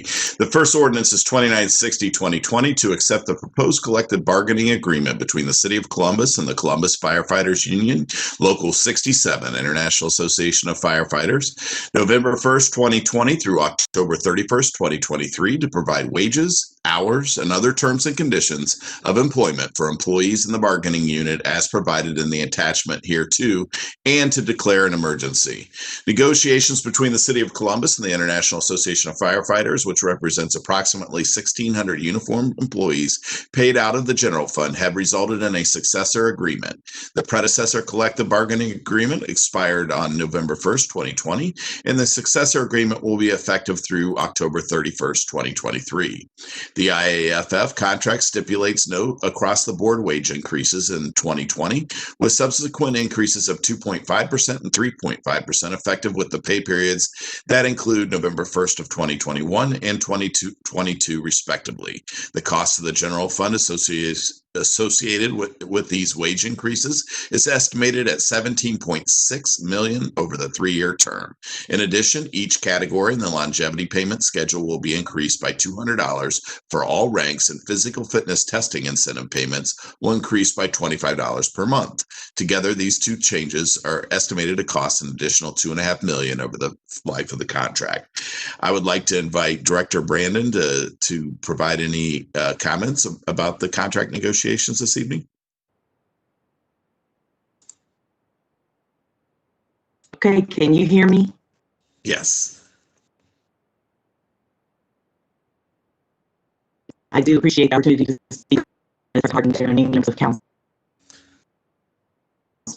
I'd like to thank President Steve, Vice President Angie, and the team representing the IAFF Local 67. I would also like to thank the city's negotiating team led by Chief Negotiator Ron Linville of Baker and Hostetler, Deputy Director Brooke Carnevale, the city's Labor Relations Manager Chris Moses, and all who represented the Department of Public Safety, the Division of Fire, and the Department of Finance throughout this process. The negotiating teams for the city and union reached a tentative agreement on what both would be a fair deal, and the voting members agreed. This was a model round of negotiations during one of the most challenging times in the city's history. Both sides demonstrated great partnership on difficult issues. This year has been trying, to say the least, and many have been asked to sacrifice much. AFF Local 67 has shared in this sacrifice. They have not only stepped up to serve the citizens of Columbus during this pandemic, but during a year when the city's economic forecast was bleak, they were willing to sacrifice personally as well, accepting a 0% wage increase during the first year of the contract, as you mentioned. The professionalism, thoughtful questions, and preparation during negotiations is what got us here today. And on behalf of the Department of Human Resources and the entire administration, we thank you, IAFF, for stepping up to serve the citizens, but more important, for your personal financial sacrifice to work with the city as we rebuild from the impact of this pandemic. You are true public servants. Thank you again, Councilmember Remy, for the opportunity to speak on this very important ordinance, and I turn it back over to you. Thank you, Director Brandon. Appreciate all the work of the department. Excited to have Steve Stein, the president of the Columbus Firefighters Union, IAFF Local 67, here to share a few words. Steve, the floor is yours. Thank you, Chair Remy, President Harden, members of council, and thank you for the opportunity to recognize this collaborative achievement with you this evening. Uncertainty has been a word that many of us have grown accustomed to since the onset of this pandemic. This uncertain environment, though, has served as an irrefutable proof point that the collective bargaining process works. And while our ability to successfully reach a deal is a testament to the bargaining process, it's also a testament to the teams of people bargaining in good faith to achieve an agreement that not only supports the mission of the Division of Fire, but also allows our Columbus firefighters to focus their energy on providing unparalleled care to the citizens of Columbus. I would like to thank Directors Brandon and Pettis for their thoughtful selection of designees and bargaining. Their team, the willingness to find common ground anywhere we could, I think laid the foundation for timely resolution to this deal. And I'd also like to take a moment and thank our auditor, Megan Kilgore, for her ability to paint a clear picture of the economic impact that COVID-19 has had and continues to have on our city, as well as that of Director Lombardi and his thoughtful analysis of the city's finances. I'd be remiss if I didn't thank my team of more than 40 Columbus firefighters who volunteered a lot of time on their off days, their expertise to help us prepare for and bargain this contract. Finally, thank you to Mayor Ginther and his administration, President Harden, you and your colleagues of this council. Thank you to the over 1,500 Columbus firefighters who work day in and day out and always get the job done. It's an honor to be their voice at the bargaining table. And lastly, but most importantly, thank you to the citizens of Columbus. You're the reason we come to work every day, and we look forward to continuing to serve you in your moment of need. Thank you. Thank you so much, Steve. We really appreciate your partnership and certainly all that you've done in this, all your team has done to come to a successful agreement with this contract. We really appreciate the collaborative nature, the thoughtfulness, and certainly working with you on a day in and day out basis. Thank you for your service and your entire membership service to the city of Columbus and the residents that they serve. Do any of my colleagues have any questions or comments this evening about this contract? Councilmember Tyson.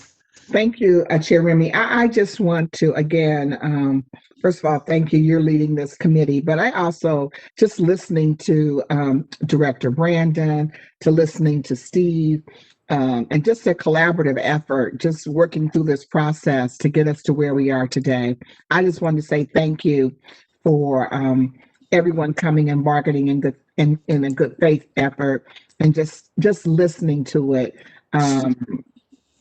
makes me feel proud as a resident of Columbus. And I also just really appreciate, again, when you're in your time, a certain time of need, that we know that the fire division has always stepped up. So thank you for allowing me this time to speak.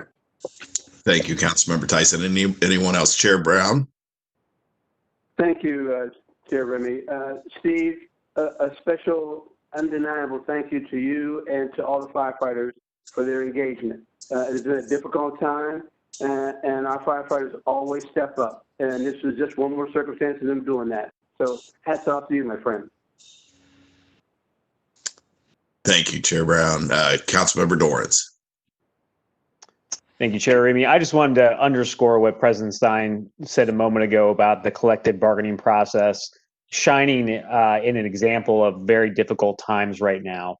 All too often, people don't realize that process itself, brings parties together to a table and figures out what's important for everyone and provides a vehicle to make that happen. And even in a time like this, in which our city is going through a 100-year pandemic, that folks were able to use that process to achieve the goals from both sides of that table. So just wanted to underscore what President Stein mentioned a moment ago about the process itself, bringing the parties together in a positive way. Thanks, Chair.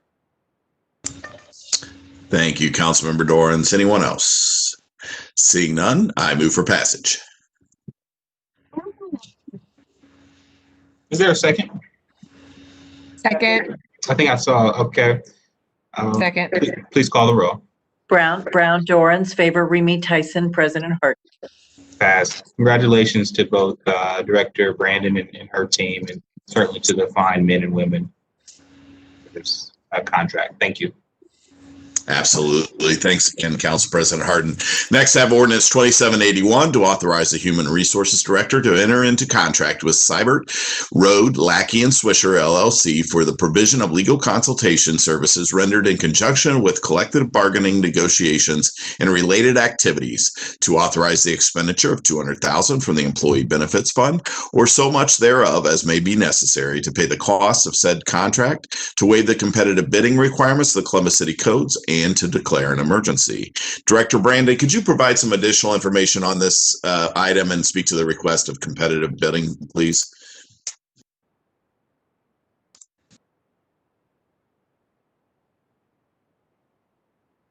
Again, President Harden, Chair Remy, members of council, I mentioned Cyber, Road, RBH assistance and additional consultations to support the city's negotiating team during this round of FOP bargaining. Their experience in appeals and investigations, law enforcement, security, and legal update training prepares an immediate contributor to this process. We respectfully request to waive bidding, as the bid process would not be conducive to the timing of negotiations, as preparation is already underway. We respectfully request your favorable consideration. Do any of my colleagues have any questions or comments about this piece of legislation this evening? All right, seeing none, I move for passage. All right, sorry. First, I move to amend as submitted to the clerk. Second. Please call the roll. Brown, Dorans, Favor, Remy, Tyson, President Harden. Amended. Now I move for passage as amended. Second. Please call the roll. Brown, Dorans, Favor, Remy, Tyson, President Harden. Pass.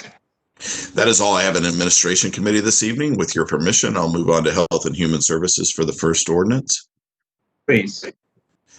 Tonight, I have ordinance 2628, 2020 to authorize the appropriation and expenditure of $8,102,995 of the anticipated fiscal year 2020 Emergency Solutions Grant CV Round 2 from the U.S. Department of Housing and Urban Development and the Department of Development, to authorize the Director of Development to enter into agreement with the Community Shelter Board for the administration of the city's Emergency Solutions Grant Round 2 monies and to declare an emergency.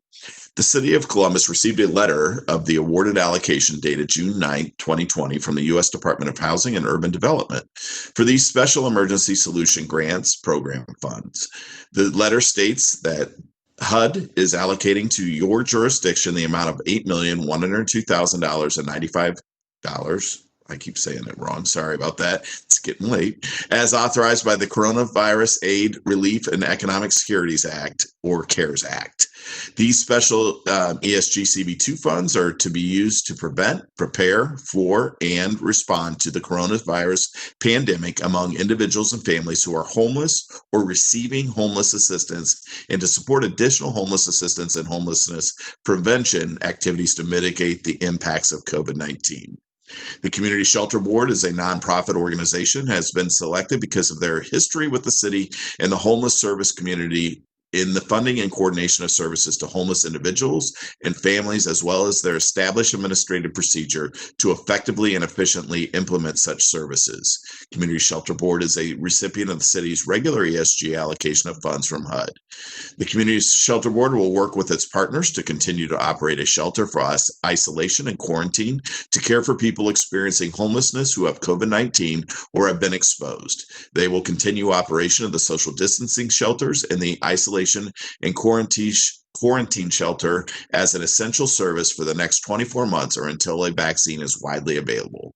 Use of funds for the new temporary shelters will include ESG eligible operations and essential services costs, including staffing, transportation, space, security, environmental services, laundry, food, and supplies. In addition, the Community Shelter Board will partner with Celebrate One to create a pilot program focused on ending homelessness among pregnant women in Franklin County by 2022.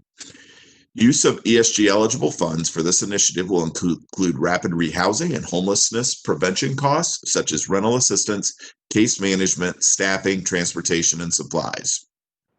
Emergency legislation is needed in order to continue implementation of efforts to respond to the coronavirus pandemic on behalf of persons experiencing or at risk of experiencing homelessness.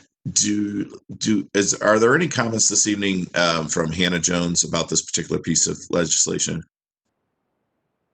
Yes, thank you, Councilmember Remy, President, members of Council. We are very excited about this piece. Traditionally, as you saw in one of the earlier pieces of legislation on consent, we normally get about $625,000 overall in emergency solutions grant each year. So this is a very large increase and is reflective of the need in our community to deal with the long-term quarantine shelter needs for our homeless population. But it also offers us a unique opportunity to look at helping some of our most vulnerable populations and meet one of the goals for our administration, which is to reduce infant mortality. So we're very excited about the opportunity to partner with Celebrate One and look at how we can utilize a portion of this funding to serve these women as well. Thank you. Thank you very much, Assistant Director Jones. Is there any questions or comments from my colleagues this evening? Seeing none, I move for passage. A second? By voice. Second. Oh, sorry. Second by voice. Thank you. Please call the roll by voice. Ms. Brown? Yes. Mr. Brown? Yes. Mr. Dorans? Yes. Ms. Favor? Yes. Mr. Remy?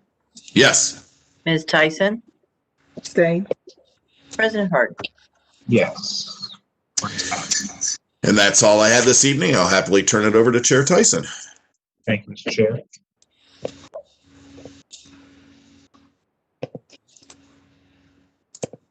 Thank you. I have ordinance number 2749-2020, and it is to authorize and direct the Board of Health to accept grant funds from the U.S. Department of Health and Human Services in the amount of $4,727,019 and any additional funds for the Ryan White Part A HIV Care Grant Program, and to authorize the appropriation of $4,727,019 and any additional funds from the unappropriated balance of the Health Department's grant fund, to authorize the city auditor to transfer appropriations between object classes for the Ryan White Part A HIV grant program and to declare an emergency.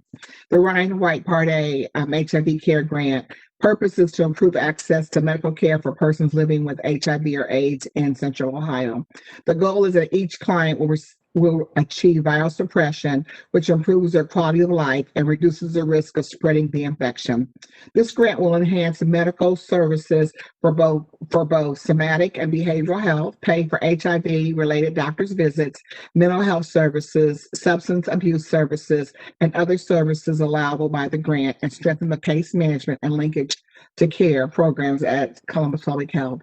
In 2019, the Ryan White Part A program for Central Ohio served over 1,800 people living with HIV through several programs, including outpatient and ambulatory medical care, mental health services, medical case management, early intervention services, housing services, non-medical case management, emergency financial assistance, and medical transportation.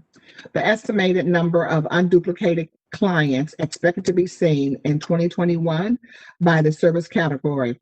So case management, non-medical, 389, early interventions, 379, housing, 120, medical case management, 1,648, and then mental health services, 80.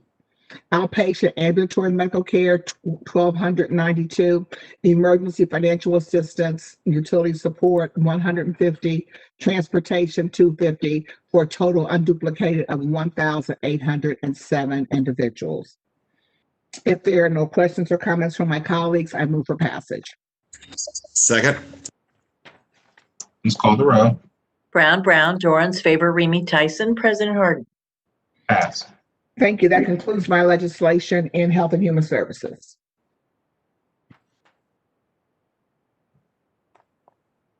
Well, seeing no further business to come before council, is there a motion to adjourn? So moved. Second. Brown, Dorans, Favor, Remy, Tyson, President Harden.